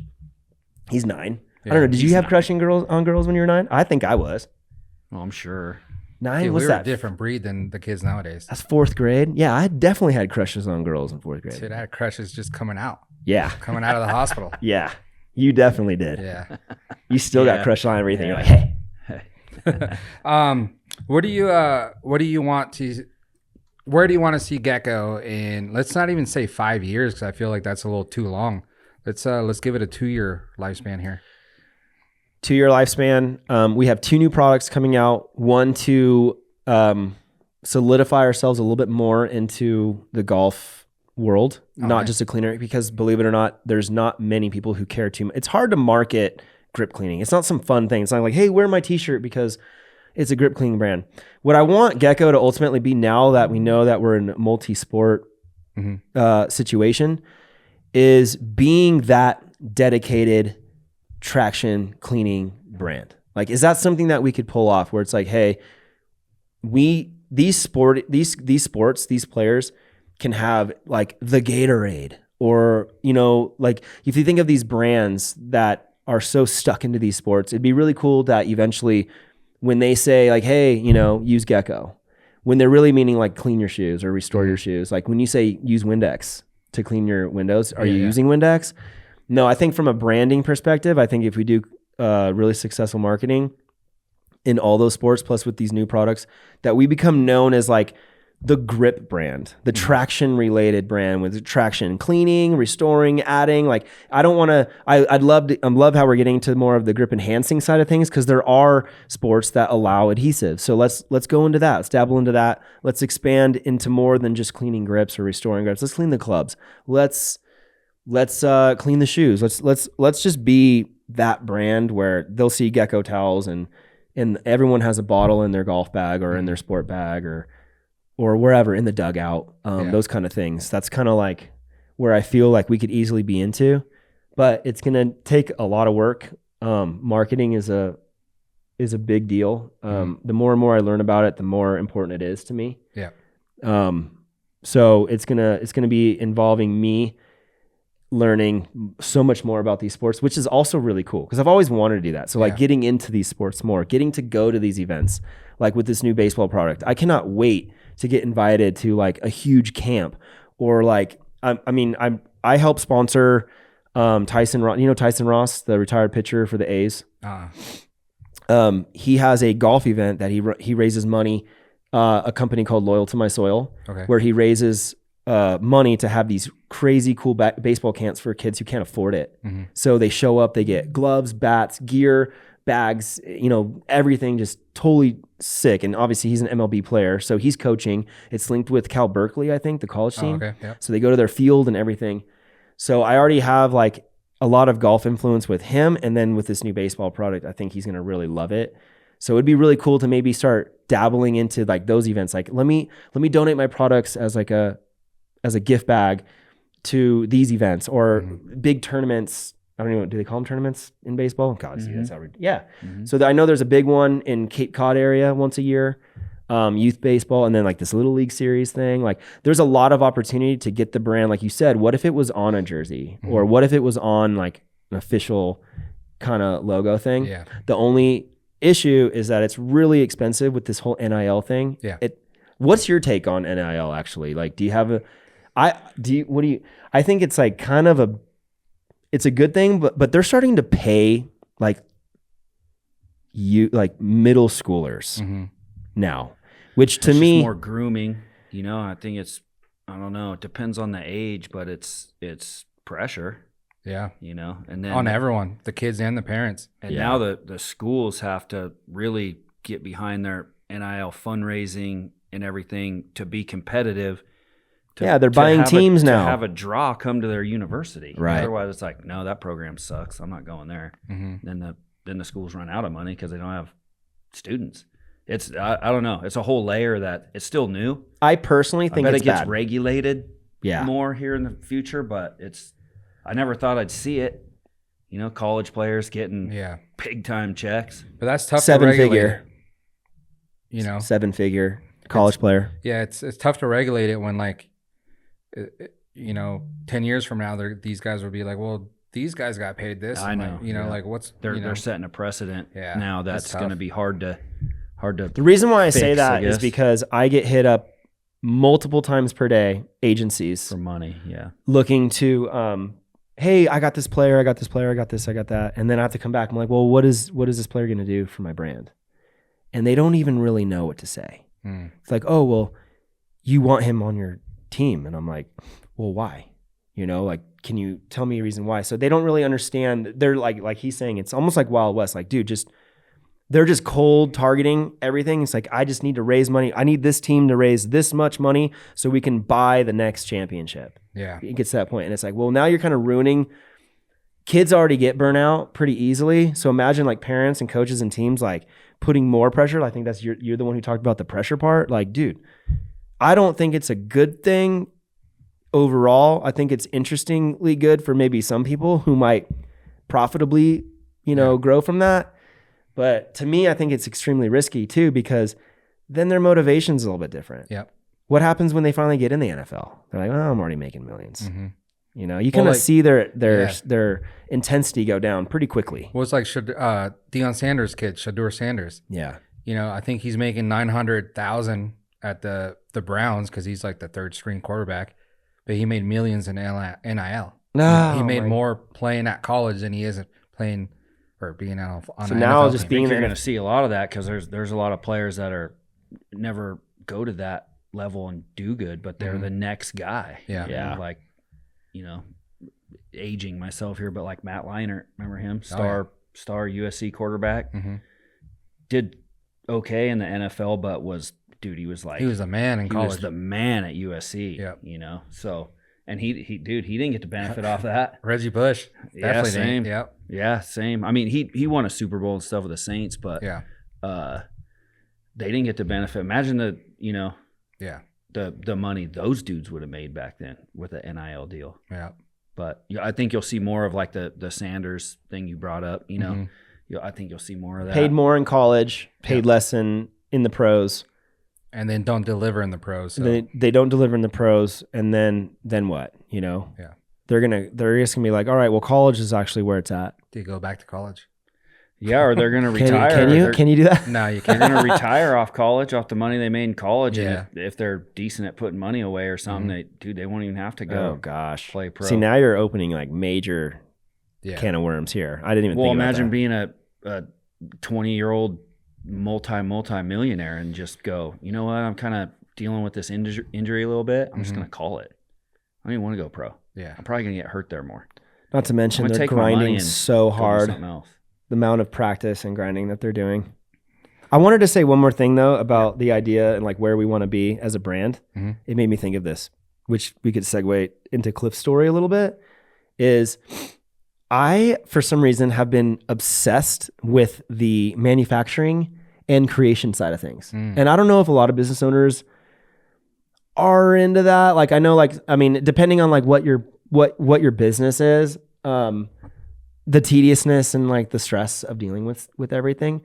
But being the fact that I was literally hand rolling every label, I was hand pumping every label or every bottle. And then the next upgrade was like some cheap little thing where it fills it automatically at a certain number. I was like, oh my God, I'm like so next level, and then now we're at a point where in Cliff's position today, in today's Gecko world, we're in mass production of at least, or on average around 2,000 bottles per day on a good day with him, without the machine, being mean to him. And we're slowly upgrading more and more. So I think like 2 years from now, there's a lot of aspects in the business. One thing is manufacturing. And I think a lot of other e-commerce brands where they find problems and troubles in is order fulfillment. And I don't remember Andy Gregg at Guts Racing. I mean, I talk to him all the time. He's such a smart person and like kind of a mentor when it comes to these things. Since he's hand customizing seat covers, he can't just send product to like a warehouse and let them fulfill. So he's had to grow. He's got a warehouse. He's got employees doing all the order fulfillment, which I did. I was doing order fulfillment literally out of our living room every day. Hundreds and hundreds of orders every single day. Sometimes 500, 600, 700 in a day, having help doing it and manufacturing everything. So a 2-year goal, which we can kind of bring up like where it came to be with Cliff. I think it's a cool story given the fact of where he was. It'd be really awesome. My dream is to have a one-stop all in-house shop where all the products are being made in one building. We're fulfilling all retail right out of there. We're manufacturing and order fulfillment right out of there as well. Not for just like, it might be harder to do because I know it's a lot easier to just be like, hey, fulfillment warehouse, I'm just going to send you product and, go about your ways and they can handle it. Those are some benefits to it. But for whatever reason, and Cliff kind of agrees too, it's so fun to like handle that. For some reason. I don't know why it's not like the worst thing in the world. When I came over, we were coming over here doing like some fun content for holiday and the machines in there running, we're pumping machines and like all that stuff. And he's texting me at 1 a.m. talking about what he's done to the machine. I don't know why. It's so fun. It's almost like playing a video game in my own mind. I don't know if you would agree with that. Like obviously you already have the mental knack when it comes to like machinery, being a mechanic, but I think it'd be kind of cool like to say your story, like where you came in from where you kind of saved the day for Gecko a little bit when it came to the manufacturing side? Well, yeah. I mean, obviously he's one of my best friends, so I kept up on his business, and when he quit the hospital and went full in on it, I'm like, okay, it's got some legs on it. Yeah. And then, dude, it kind of became like he was overwhelmed, overworked, it's just him and his wife doing it out, like he said, out of the garage, living room. She's packing orders, folding boxes. Oh, he's pumping bottles and like no sleep. And then he goes regular work, So, and like we said earlier with the first machine showing up, the first real machine showing up, him struggling, it took him like a month, dude, to get it. Like, over a month. Dude, actually, no. Remember when we went to your house, you were trying to like Jimmy rig components to make it work. Try to build some parts just off what he was explaining to me. I'm like, well, I'll try this, try that, whatever. So then finally, I mean, you're like, I got to come over. Fast forwarding, like I was kind of ready to make a change too, like I had a pretty decent sized transport business going, multiple agents working for me, but I got tired of being gone on the road, had a kid. So I really wasn't planning on his deal, 5 years ago. I was like, I would like help him, But then when I saw him like the struggle, I'm like, hey man, I think we could help each other. Yeah. He saw that I wasn't able to handle the demand and he was looking at my current setup and he's like, I can fix this. Like no problem. And I didn't make it beneficial for both of us. Right. Yeah. Like, Right. Yeah. Carve me a new pathway. And like he said, getting back to the mechanical side of things, like it's what I've always done and what I understood. I'm like, I had like a full intervention with him. I'm like, dude, you've latched onto this marketing thing. Like that brand, like what you've built with it just till now, it's pretty amazing. Yeah. Like how big it's grown, how fast. And it's all due to his research and teaching himself how to do marketing. Right. So I was like, let me do what I'm good at, the mechanical side. I'll build the product. Right. And you sell it. If you can sell X amount and I can build X amount, we're both going to do good. Right. Yeah. Right. It was a good mathematical equation. And it, as soon as I jumped on, something happened, mainly in his side of things where the marketing, everything came in. It blew up more. It blew up. And now like what I'm doing out of my facility, I'm only handling our retail partners, Dick's Sporting Goods, PJ Superstores, and our website.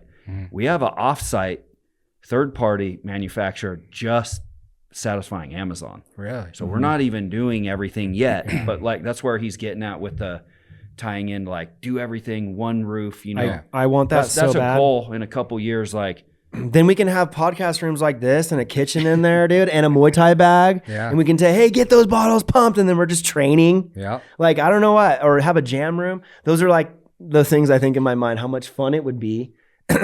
And the same thing too, like having one-stop shop, you have so much control in that, right? So I think that's something that can happen 100% in the future.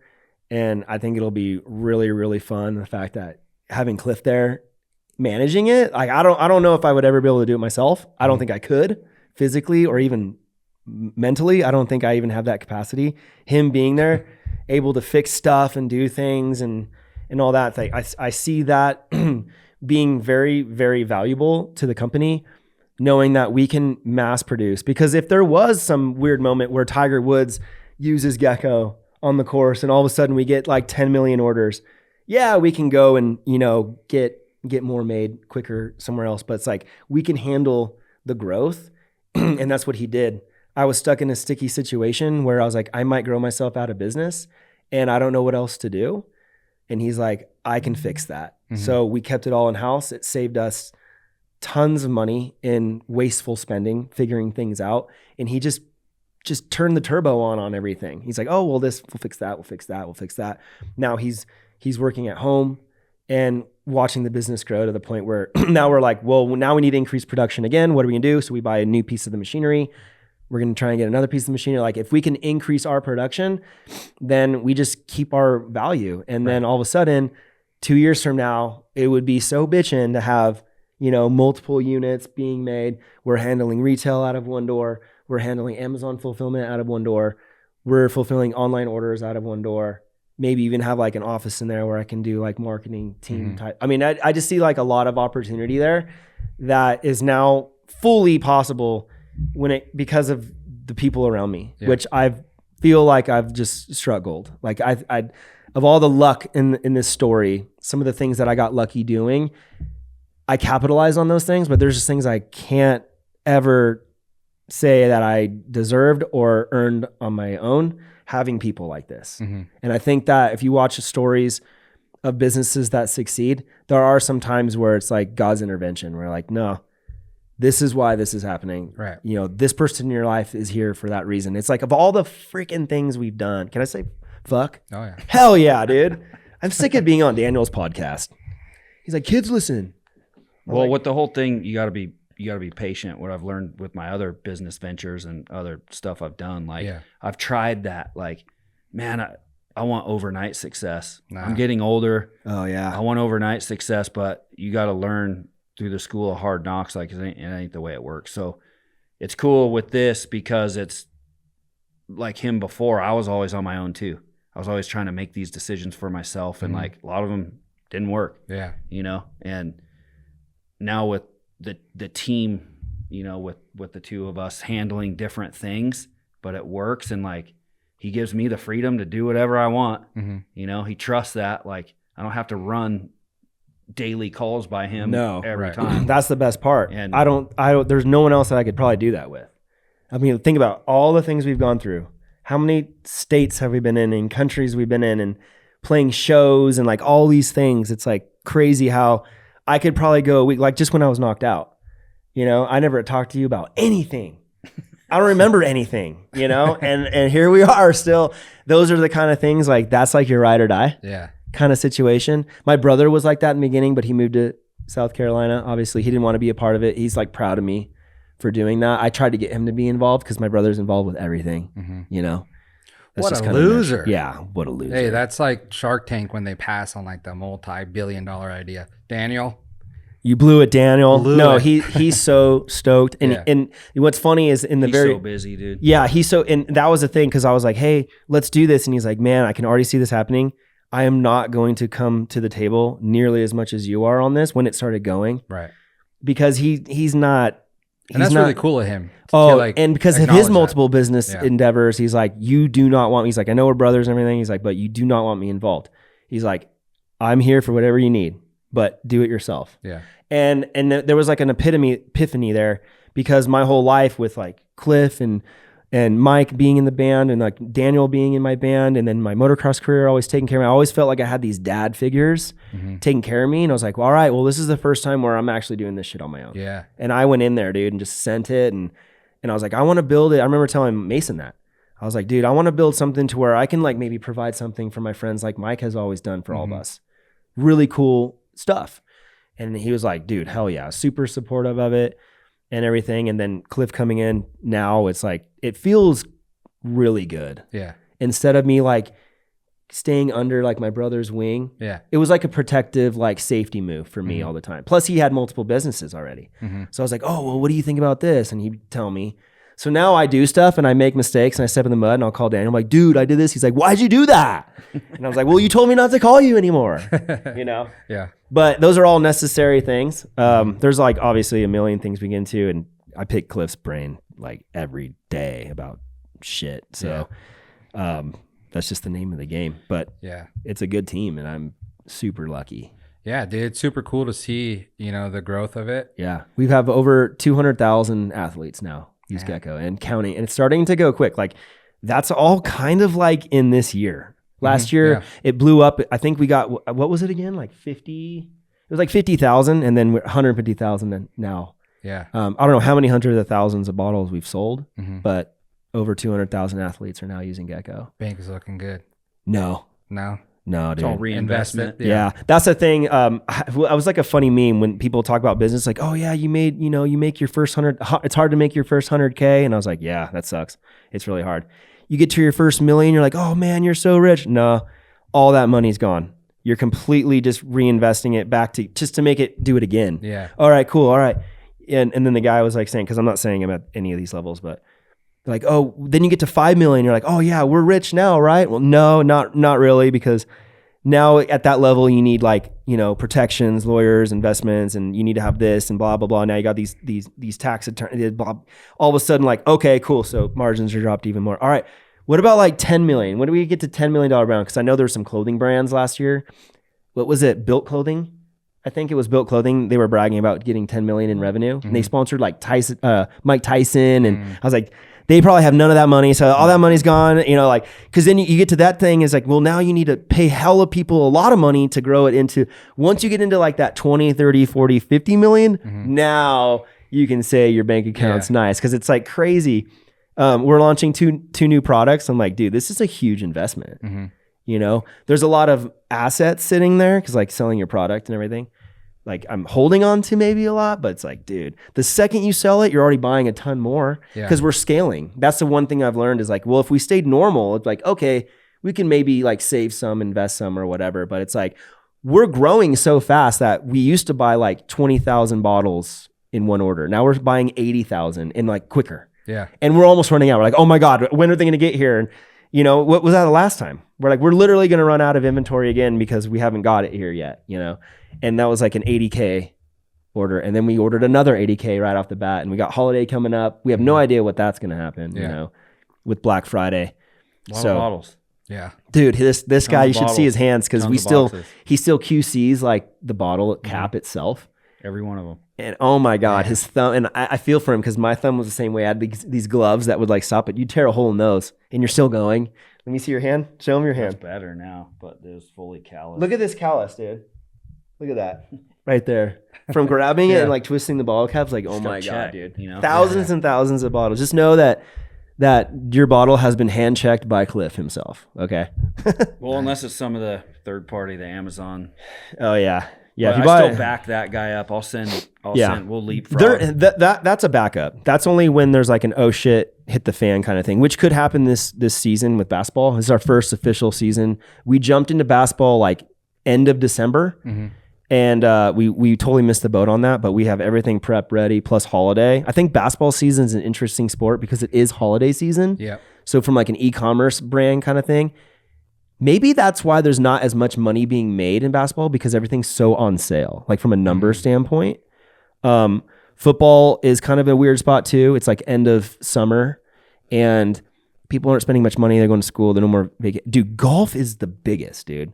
The sun's coming out.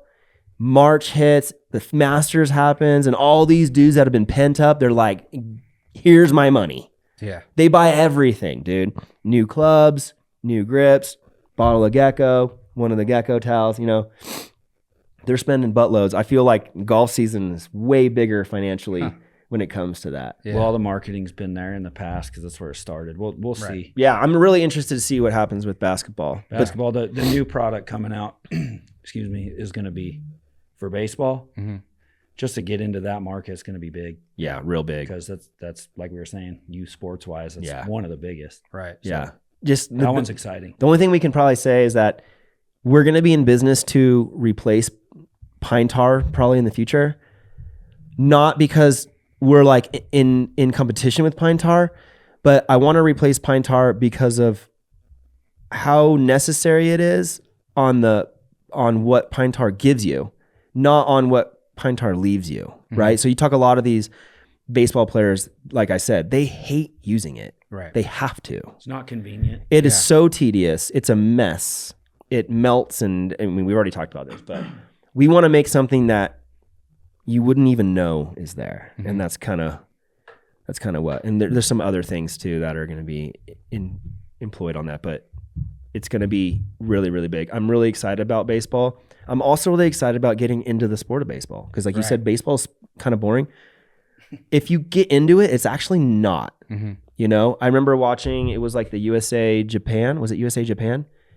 The Little League? No, the actual. Oh, I don't know. Olympics or something? No, it was just the world. It was like a game. It was America versus who was the Angels team. It was. Man, I'm still It's concussed like from my knockout. The pitcher of the Angels and like the number one hitter on the Angels. Oh, Otani. That's And who's the hitter? No, they were on the well. They're not on the Angels. Dude is He was on the Dodgers. Angels though. They were both on the Angels. He was on the Angels. Yeah. So what's the hitter? He number 27. Oh my I god. don't know. My son knows him. His name. He watched the game. It was so sick. So they win everything, and Otani's a sick pitcher. And they go and play the America versus Japan because he's Japanese. Now he's pitching against his teammate, and he struck him out for Japan to beat America. It was like the most intense game. I haven't been that excited about baseball in so long, but this because of the story. And it's like, you know what? There's probably a lot of that going on, and you don't really know. So this year or this next year, I think it'll be really fun to go to like a Giants game or even an A's game because the A's are in SAC now, dude. Are they actually in SAC? They are or- in Just SAC for now. one more year. Okay. Yeah, and then where are they going? Vegas? Vegas. Yeah, Vegas. So I was like, Stadium's being built right now. yeah. All right, let's go. I'll be like, let's go. We're gonna go to SAC. I don't want to go to Oakland, dude. I've raced enough Oakland They don't play there Supercrosses. no more. I know, but I'm just saying, like, we've raced Oakland Supercross. It's bad. I don't like going there. I don't. That area is so scary. Like in the pit area, it's right underneath that bridge. It's not good. Mm-hmm. I don't know, man. I feel bad that they're moving out of there. My grandpa was an ultra Raiders A's fan. He lived in That's the Oakland. California politics. I think it's the thing. city's fault. Yeah. Can't really do nothing about it. Yeah. Dude, But they so- close like they're the only like in and out there is so dangerous. Oh my They're like, god, dude, we're out of here. that is Yeah. wild. That's That nuts. That Yeah. sucks. Born and bred company. We've raced arena crosses there too. Yeah. In that, what's that one? They That did a huck jam in the Oakland arena there, right next to the baseball stadium. Yep. In the same park. right off that freeway. Yeah, that It was same area. Oracle Arena Oracle. at one time. I don't Yeah. know who sponsors it now. Dude, I think side the Warriors note, still play there. I got invited one. to They did. to a Call of Duty tournament at Oracle Stadium. Remember when Warzone first came out and COVID hit? Mm-hmm. Dude, I was a pro gamer. I got so addicted to that game. I mean, Warzone's a lot of fun, but Yeah. it was like right when it came out, and that's all everyone did. Mm-hmm. I was signing up for tournaments left and right, Dang. making money. Vince's gaming career is going to have to be a whole nother episode. Yeah. Oh no, let's not bring that up. Dude. You just did. Well, COD is cool, but not like my OG game. Like the gaming world that I was in when we were living together. Let's Yeah, not talk That's about what I'm that. talking about. Yeah. I love video games. Video games are so fun. And it's so seeing you play Warzone Dude, I still. was just playing Warzone when you guys popped in here. You have to play Battlefield. Yeah, I'll try it out. You need to. You'll love it. It's so fun. And they're coming out with a BR too. Mm. I'm too busy to play video games like a lot, so I'll play like here and there. Yeah. But it's still a lot of That's fun. how I am. I just play Yeah. it here and there. Yeah. But We're adults now. yeah. Kids at heart though. Yeah, Yeah. for sure. Well, we're almost at 2 hours. This Nice. is my longest podcast ever. Really? Is Yeah. that bad? No, it's good. Oh, good. People like the long I'll ones. keep going, dude. All we know. I know. I haven't even had a coffee yet. Yeah, you did on the Oh, way I here. did. That's Yeah. You right. just See, are I'm looking still forward to the one on the way back. I'm still concussed. Yeah. Yeah, a little bit. I do have. I don't know. Have you ever been knocked out? No. You have. Mhm. How many times? Multiple. No, twice. Twice. Twice ever. I am noticing. I don't know if anyone wants to. Do people comment on these? Mhm. Yeah, because I don't know if this is like a thing, but I get crazy brain fart moments now. Mm. The dumbest things that I would know, I can't even think of the name of it. There was like a store I wanted to go to like get shoes for my kid or something. Mhm. And I was like, where are we going? I was like, what's the store? Blah, blah, blah. I could not fucking think of the store. And she's like, oh, you like Walmart? I was like, yeah, Walmart. Damn. I was like, holy shit. How long ago was it? It's been a little over a month. Well, you know, there's like protocols, obviously, for like people like in sports. So yeah, I heard it's like 6 months. You can't get knocked out again or yeah, something your like brain's fucking healing, dude. Well, they told him too, Bro. like, hey, no screens for a little while, whatever. that. Oh, yeah. And It was then He was bad. all in the He's hospital. immediately texting me, and Yeah. I'd call him and be like, bro, why are you texting? I know. That And was they just bad. tell you no screens? Yeah, Yeah. I can't. I had like crazy vertigo. If I got on my phone and I was looking down and I was like scrolling, I would like literally like fall over. Yeah. So I noticed that, but I don't know how long that goes. I did some research on it. There was like this thing they call the 80% rule where you can do whatever you want, but if you get a symptom, you need to pull that back 20%. Mm. So you can do, that's 80% of it. So I remember, dude, just bright lights. As soon as the light hit me, I'm like, oh, I'm not doing good. So like I had to walk around with my glasses on all the time. That sucked. But I don't know if you remember ever having like it's the craziest brain fog ever. Yeah, I had brain fog. I got vertigo too, but I think it was because the time I did it, I started driving a lot. And then That'll it was mess like a with your balance. combination. I like didn't give it time to heal, stuff like that. But yeah, it's not good. Dude, I literally couldn't think of trauma. Walmart. Yeah. I couldn't. And I noticed that I'm way more tired. Like I went to the gym and that was also a sad part because I didn't work out for like a couple weeks. Right. And I decided to go back to the gym and I was like, where's all my strength? And they're like, yeah, you're screwed. So then I was like, I'm never working out again. Nah, you should continue that. Yeah. I'm also on hormone therapy though. Like I take testosterone. Not like bodybuilder ones, like actual It's got the endocrinologist. pellet. Yeah, the endocrinologist prescription, Mhm. that kind of thing, just to normalize levels. Cause I was getting like major thyroid problems. Okay. And they're like, well, we don't want to put you on thyroid meds. You're only in your mid 30s. Right. What's the problem? So then they did like a full hormone panel and they're like, you have no testosterone. Dang, you're only in your mid 30s still? That was when I started. Oh, okay. Yeah. Now I turned 39, dude. Okay. But Couple days, yeah. yeah, on Saturday. But then they're like, well, let's get your testosterone level normal with their range and then see what happens. And then all my thyroid symptoms went away. Oh, nice. So now I'm on it for life, Mhm. which kind of sucks. Yeah. I don't get like crazy bits. You know what happens when your testosterone goes way up? Get horny. Yeah, so I think It's a good thing he I don't know. Cliff- If Good his, thing- I good don't thing know I if have his a wife's vasectomy. too pumped on it, but Yeah. She's going to have to get on it with me to hang. No, like I said, it's not the craziest like super dose. Like I remember we were racing motocross and the doctor even said, if there's any motocross racers, they said that if you're at a high intensity level, like motocross, a lot of long distance runners are on testosterone therapy in their 40s as well. Athletes, because you do how many years on high intensity workouts, it's a huge cortisol explosion. Right. So now your cortisol is like out of whack. You quit racing or quit doing whatever intense sport you're doing, then your body goes, oh, I don't need to do this anymore. So then it drops its need for these, it like changes your hormones. So then Right. the doctor's like, you might get your levels back to a normal range where you don't need supplementation in the future. And I was like, yeah, but now that I'm on it, I don't know. I kind of like it. I think he's basically saying start racing motocross. No way, bro. That's what he was saying. No. no, I don't want any more weeks like we had with the BMX thing. Yeah. Oh yeah, dude. Dude, no footage of that? I have footage of my first race. That's it. No, I want to see the crash. Yeah. No, you It couldn't must- see. it must have been gnarly. My haven't no, seen the crash. it was actually Well, just not. the impact of your head. Dude, it broke a whole face mask of his helmet. Yeah. It cut his lip You had to hit super hard. hard. Yeah, Straight and you to know the what that face. track had? They put that clay. What is that stuff called? It's like a mud sand that they lay on there, and then they let it harden. It turns into like a cement dirt. Yeah, BMX tracks are usually rolled They clay. air blow like the dust off Well, the yeah, track. because it gets hard packed. No, clay.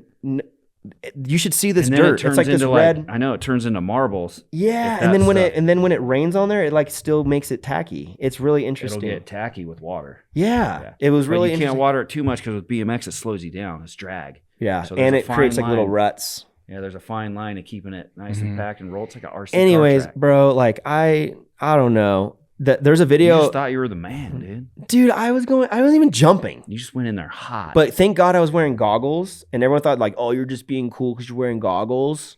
And I was like, "Well, thank God I wore goggles because if you see it, the helmet scratched all the way up into my forehead area, dude. I would have had this gouge that's on my like mouth all the way up to that my would have been face. sick, dude. I would look like Uncle Scar, dude. Dude, Scarface. Scarface? That Yeah, would've been sick. You think? Kind Yeah. of. Damn. Dude, with your gold chain. Yeah, dude. Would I have been Muay Thai better on the bag. looking, dude? I don't know about better, more hardcore. But that's better. I don't know. Yeah. Chicks dig I think scars. chicks like that. Yeah, I'm gonna ask my wife. If I had a big scar on my face Yeah. from crashing in the first turn on So a BMX you are bike, gonna race again. no way. Dude, if there was an ugly dude and he was just ugly, chicks would be like, oh, he's ugly. But if he has a scar, they don't notice the ugly, they notice the They're scar. like, he's badass. Yeah, he's What did sick, he man. do? What can he do for me? Yeah. Never know. He might get another scar protecting me. Mm-hmm. That's funny. Yeah, that's cool. Where do you? What's the end goal for you?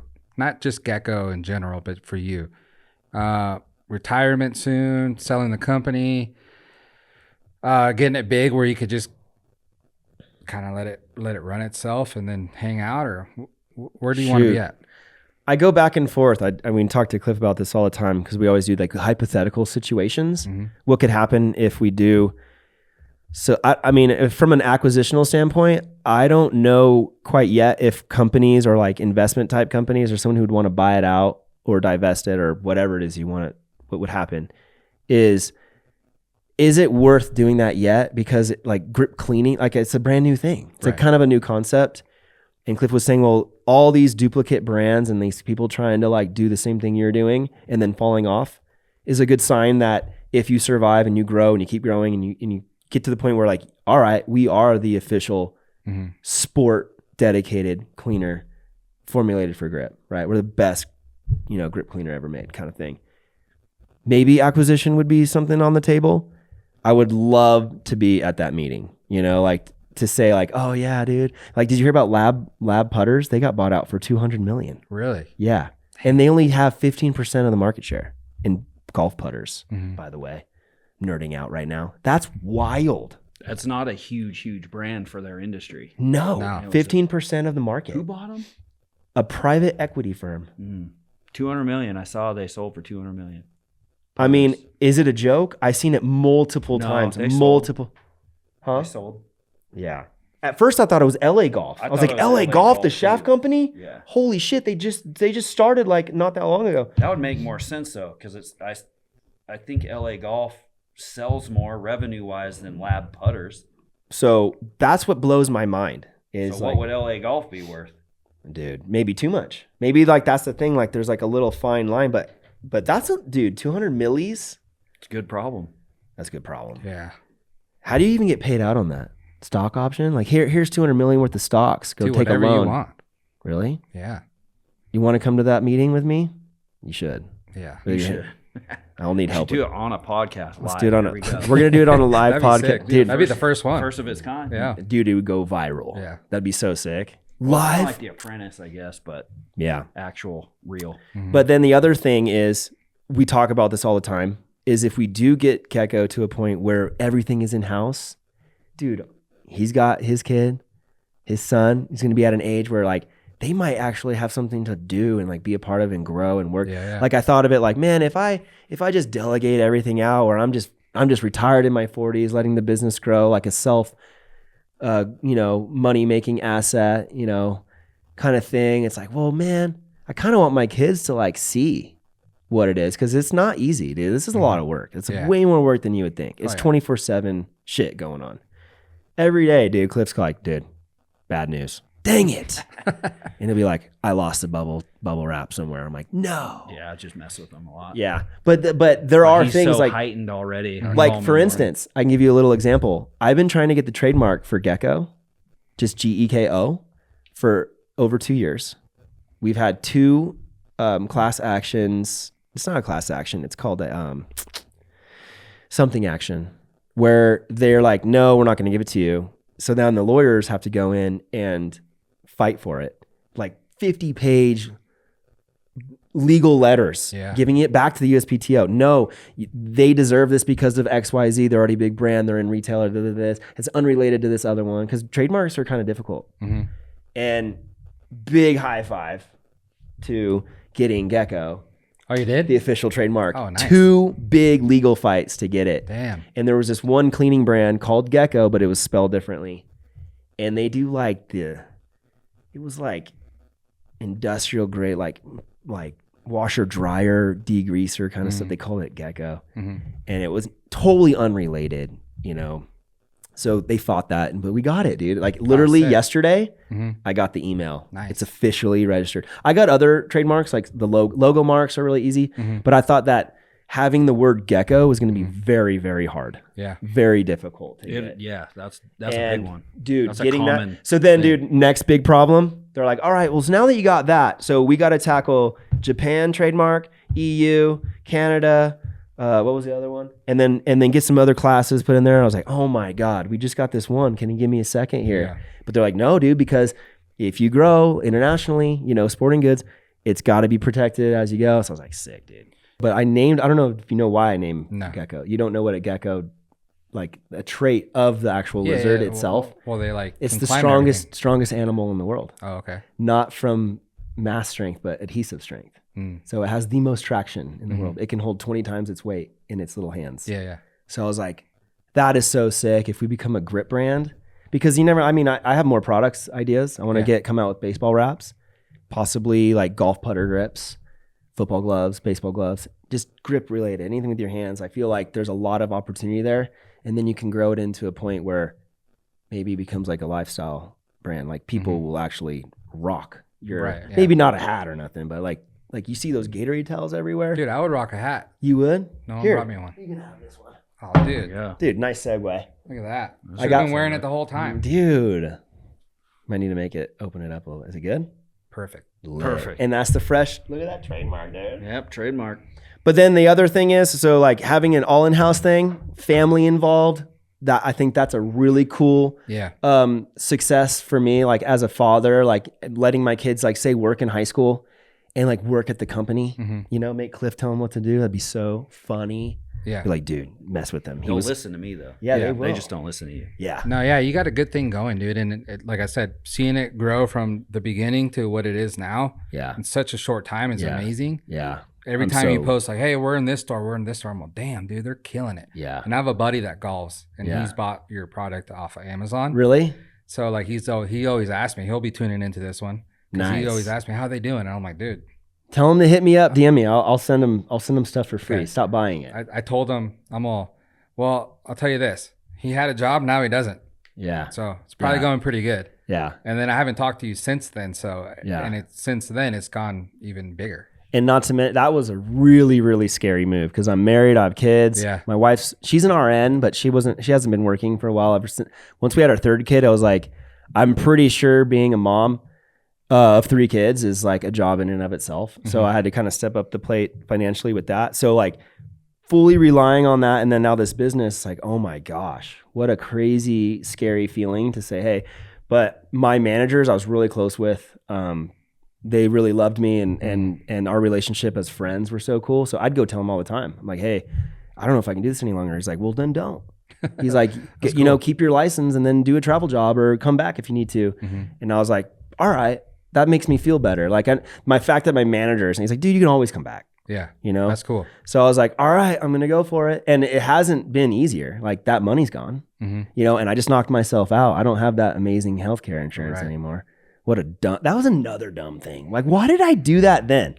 I don't know, man. Dude, you're trying to show off. I felt like I wasn't showing off, dude. I have a video of my crash, but you can't see it because I crashed in the corner. You can't see it. It's so dumb, dude. Yeah. I'm so retarded. It happens. But then the other thing is like being retired in my 40s. I don't think we would do that. If for whatever reason, like let's say I sell this thing out and I'm fully retired, I would do something else. Yeah. 100%. Yeah. You know, maybe a little less stressful, but dude, I have my business how much fun is it? And you it know, runs basically itself. We live a good life, and then Yeah. I do this for fun because there's what else is there to do? exactly. You know what I mean? So yeah, exactly. We all like grown up with that same mentality. Yeah. I think that what I would do, honestly, now that I've dabbled with all these things, that one of the most interesting parts of the business is the marketing. Mhm. I really, really fell in love with the marketing thing, learning what people like, learning how to get people to do this and do that. That really stuck on me. And I think that's probably one of the biggest reasons why the success grew so fast. One, because I had enough balls to like spend the money. A lot of people are afraid to market because it costs a lot of money. You're just like, here's all my profits. Hopefully it comes back. I was scared too. Yeah. But I also knew that if marketing shut down today, everything shuts down. Like it's not as scary when you realize it's really the main bloodline of it. Well, and like I said, also like this time in history is the best time in history to ever launch a business because of social media. Oh, 100%. So, yeah. And I don't know if you guys get into like political stuff, but TikTok getting bought out supposedly by an American, was it Oracle?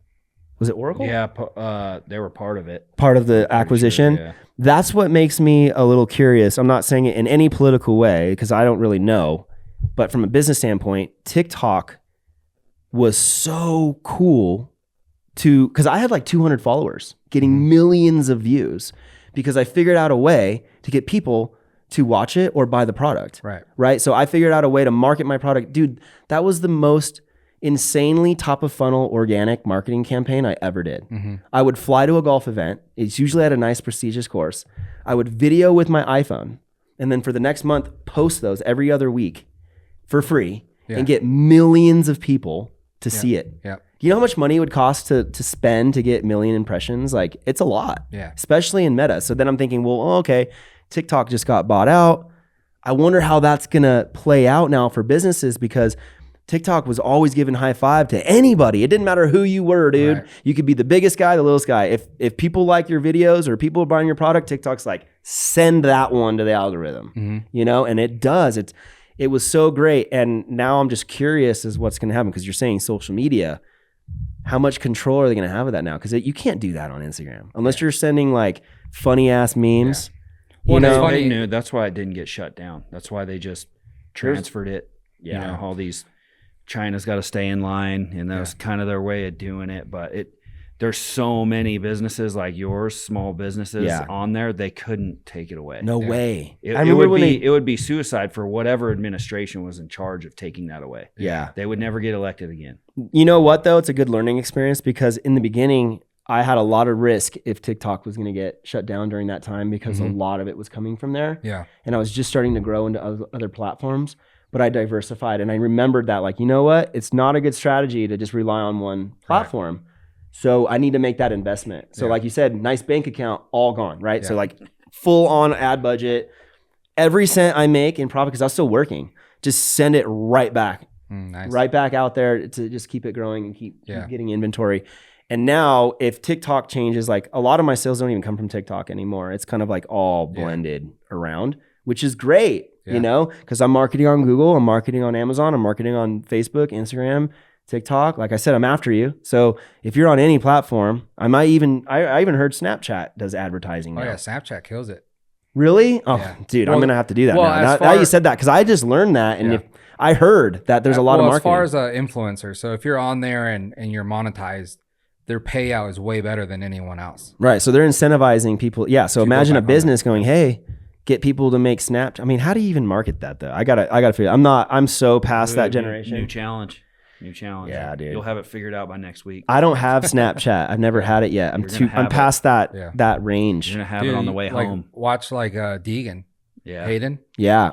Dude. He doesn't even post on anywhere. Well, he does post it somewhere else. But dude, his Snapchat is like his whole day just snapping. Dude, just snapping. Just random all stuff. Day. Yeah, but Hayden's got cool shit. Like, look where he trains. Like, look at his stuff. Like, what are you gonna say? A lot of times just him talking shit. Here's a picture of my coffee mug. Love it. Here's a picture of my kid's shoes he left on the ground again right there. You know, I'd have a hard time. But I think, and then also Reddit is like a growing platform for advertising. So it's funny. I put my BMX bike on Facebook Marketplace.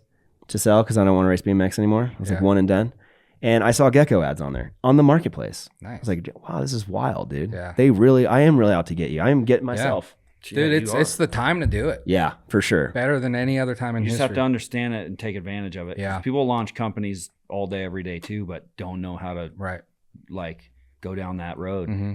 So and no, it's cool. And you used a tool. You used TikTok. Yeah. To launch you where you needed to be, and then you realize, all right, well, I need to expand everywhere else, and you did that. Yeah. And it's funny because when we talked, you were talking about like Instagram. You're like, dude, I did Instagram and shit, and dude, went nowhere. Mm-hmm. Then I did TikTok. My videos went viral, and all of a sudden I'm killing it. Mm-hmm. And it's funny because that's how TikTok was, because you'll see influencers on Instagram.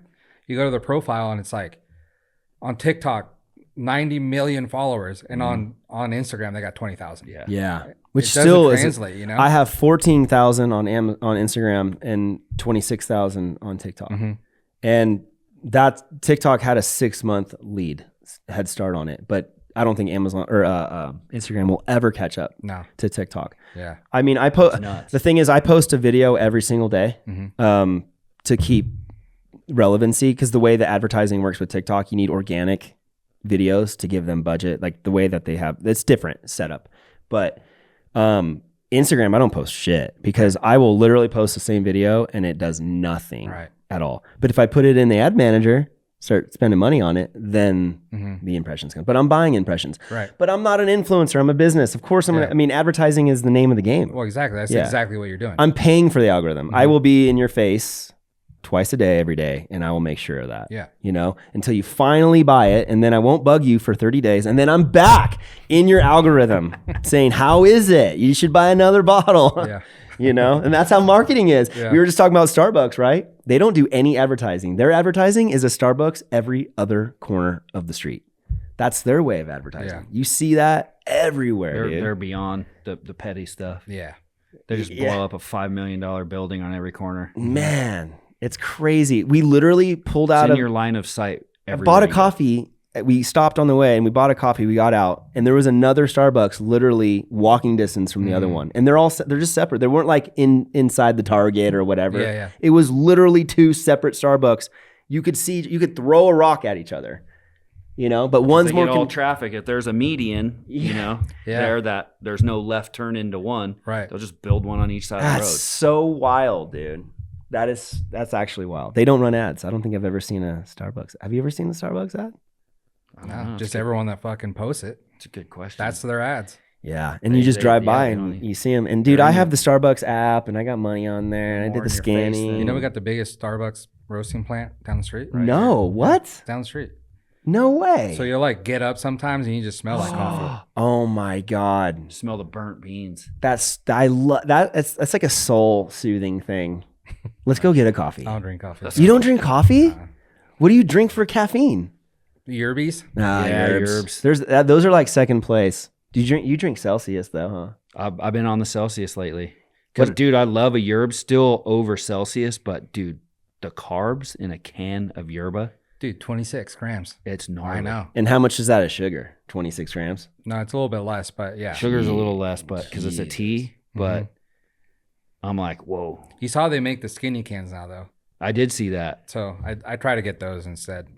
Man, I love the big can of yerb, dude. I love coffee so much. I'm a coffee drinker. I got into this one caffeine this summer, dude. Do you like snickerdoodle or like that cinnamon bread? Dude, your wife makes cinnamon swirl the cake. cinnamon swirl cake, dude. Best thing ever. So I was like, all right, I'm gonna make a Starbucks version. It's a sweet cream cold brew with the foam Oh my gosh. on there. Here he goes. And you blend cinnamon in the foam. It literally tastes. You should listen to him at the window when he orders. It takes him 30 minutes. He's one of those guys. For one drink. Dude, what's crazy is that with the app, it saves the way it is. And I was like, thank God, I'll find the one I'm gonna buy it at, and I'll make that. Huh. And they make it perfectly. That's cool. But you blend cinnamon in the foam, and it just goes in there. It literally, I'm drinking a coffee cake. That's what it tastes like, and it's only like 120 calories.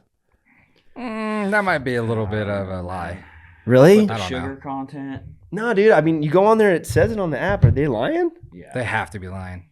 I don't know. All that shit they would put in there. I was drinking like 2 a day. Damn, that's cool. Yeah, I drink a lot Might be of where coffee. the brain fog's coming from. It could be. You know what sucked too is I didn't drink any caffeine. They're like, no caffeine after a concussion. That's what happened. It's like, dude, my head was pounding. It sucks. I'm so addicted to Oh. caffeine. 100%. Dude, talk to Adam Jones. He's trying to do like the. Dude, I the saw cleanse. that. I've been trying to I saw follow that. that, dude. He goes off. He's not feeling good with it, huh? Yeah, I think he's doing better. He's better now. Think his Yeah, problem, man. I think his problem too, Jones, if you're listening, like he went too hard. He went nicotine and caffeine. Like, bro, that's too much. Dude, he's been chewing since he was like 4. So to do both, Yeah. Your body just went that's shock. yeah. He put his body into shock. Yeah. He did it though. He pulled Hey, it also off. what you were talking He's about still doing it. the cortisone stuff. Oh, I think, cortisol? too. Yeah. Cortisol, So I stress think- hormone. Yeah, so I think all that stuff probably messed with him. So he's been off it for like, I want to say going close to a month now. Yeah. And I think he's feeling a little bit better. Cortisol is probably like the number one hormone that's like ruining us the most, I would say. Especially males. Yeah, dude, we're so stressed out all the Well, time. it's just cortisol is bad, dude. Yeah. Bad for you. But there's like things you can do naturally to kind of fix it. Like there's like a breathing thing you can do every day that actually Ask like. Jones. Yeah, he does that too. Is it the 4-7-8 thing? I'm sure it is. Thing. I think you're right. I He's a remember him. breathing work guy. Dude, that it works. My endocrinologist. What do you told me to call do it. like the natural health people? Holistic? Holistic. He's yeah. full. Him and his girl are His full lady. holistic. I'm going more Bath salts. working in the hospital. I've become more holistic than non-holistic when it comes to certain You things. see the Yeah. commercial side of Oh, dude, yeah. hospitals are gnarly. Yeah, man. They're like, "Hey, I dislocated my thumb. You know, what should I do?" I said, "No, take this pill." Yeah. Here's You a know? 8-month prescription of full opioid. Good Yeah. luck. Hope your wrist feels better. Yeah. Oh, speaking of that, when I got when they had to put stitches on my lip, I don't know. Do we need to be done with this podcast? Are we good? We just could- go could forever. finish it soon. Okay. I was wondering if he's like, let's call it. But dude, I've never He'll had clip it when he needs to. an IV injected Dilaudid. What's that? Dilaudid, I think, is the same opioid of like a Norco, but without the Tylenol. So it's like a strong. It's like it's like the replacement of morphine. It's like it's both, right? You can have morphine or Dilaudid. Dilaudid's like safer to get. Morphine's kind of like it messes people up. I'm From an IV. allergic. Yeah, see, most people are allergic to like morphine and stuff. And bro, I've had Dilaudid as a pill on my last reconstructive surgery on my leg just to fix an old injury, and no big deal. I've never had an IV injection of an opioid like that. I went from like talking normal to just straight, oh my God. Like I couldn't even hold my arms up. Like it instantly, I felt it like hit my body. And I was like, What's crazy is people like that. my Yeah. heart rate went up. I You actually like feeling panicked. like that. My body panicked and freaked out. And my wife's like freaking out because she's on it. She's like, hey, he's having a reaction, blah, blah, blah. And saying all this stuff. And they come in there and like, no, it's fine. My heart rate went up like 30 beats per minute. Just when it hit me. I'm like, oh my God. And it Like when you did the Muay Thai bag. Hey, but was that Mm-hmm. was that good or like well, at first I got freaked out because I was like, what the hell's going on? Because I'm looking at the monitor and I'm like, I know how to read these things. I'm like, Oh, okay. why is my body freaking out? I thought I was having a reaction. But then once it really kicked in, I was like, what's up, guys? You know, like I was completely chill. Everything went back down. And, you know, they were trying to keep me calm because they were about to give me lidocaine shots in my mouth on the cuts of my lips to give me stitches, which was hell on earth. damn, dude? But yeah, so then they gave me that, and then they did a bunch of lidocaine all over my mouth. So I go home after that, and I'm like high as a kite, and then no pain, and then all of a sudden, dude, I don't know if you remember these things, but when you get off those things, you get instant like depression mode. Like it goes from like super high to super like sad, you know? I was so upset. I was like emotionally freaking out. Why did I do this to my family? You know, all this stuff. It's like 2 a.m. My wife's like, what the fuck's going on? I'm like, it hurts. My Snap mouth out of hurts. it, bitch. Yeah, I was like, my mouth hurts now. Being a Lidocaine wore little off. baby. Yeah, it was bad for like 20, 30 minutes, and then I fell asleep. He's like, dude, my BMX career's over. It's over. It's I have high over. hopes. I won my first ever heat race. Yeah. That's Fuck, funny. fuck that. Those bikes are too light. I'm just Yeah. gonna blame that. I'll ride a dirt bike again though. No. Yeah. All right, man. Well, thanks for coming on the podcast. It was cool catching up with you guys. Yeah, dude. Maybe the next time we won't go 8 million years, but it's been a while. Yeah, it's been a long time. Yeah. Yeah. I want to come up and hang out. We should talk funny stuff with like the band and Yeah. like That's moto the store. thing. We needed to get into the band stuff. I mentioned it a little bit Dude. with your brother being the singer, but Yeah. we didn't get into it, and I would love to Oh my talk God. about the band. We need to we need to have a podcast dedicated to the Prague story. Just Prague. Were you there? Did you go to Prague? No, I remember that I though. thought you went to Prague. Who was at Prague? It was just us. Dude, you I guys went the came second back. time. I think you guys came back and did a radio station. Oh interview, yeah, and at I was there for 98.5. that. Yeah, at And I 98.5. recorded all that. Yeah. Yeah, and me then and you went to that. remember when That was before I was playing. Yeah. Alex took a shit and threw the turd at the door to open it? At the wall Or at the wall? of the radio It's like, station. open the door.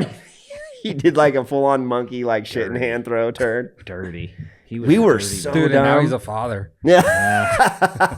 Nah, wild. karma, dude, when he's changing those diapers. Yeah. That's what you get. But yeah, we got to talk band stuff Yeah. next time. For Yeah, sure. come whenever, dude. Place is open for you guys for sure. Oh, I'm so down. Thank All you right. so much, man. Yeah, tell Appreciate everyone it. where they can get it again, and then also your handles and everything. Yeah, so Instagram and TikTok, it's called @get_Gecko, Geko. GetGecko.com is our website. It doesn't matter where you buy it. You're supporting Gecko no matter what, but Amazon obviously is a good platform for a lot of people. And any major retailer. The only thing is we're sold out a lot at major retailers. We're having a hard time keeping ourselves on shelves. Mm-hmm. So your best bet would be either website or Amazon for sure. Yeah. All right, well, check them out. Thank Yes, you guys sir. for coming. Later. Thanks, buddy. See ya.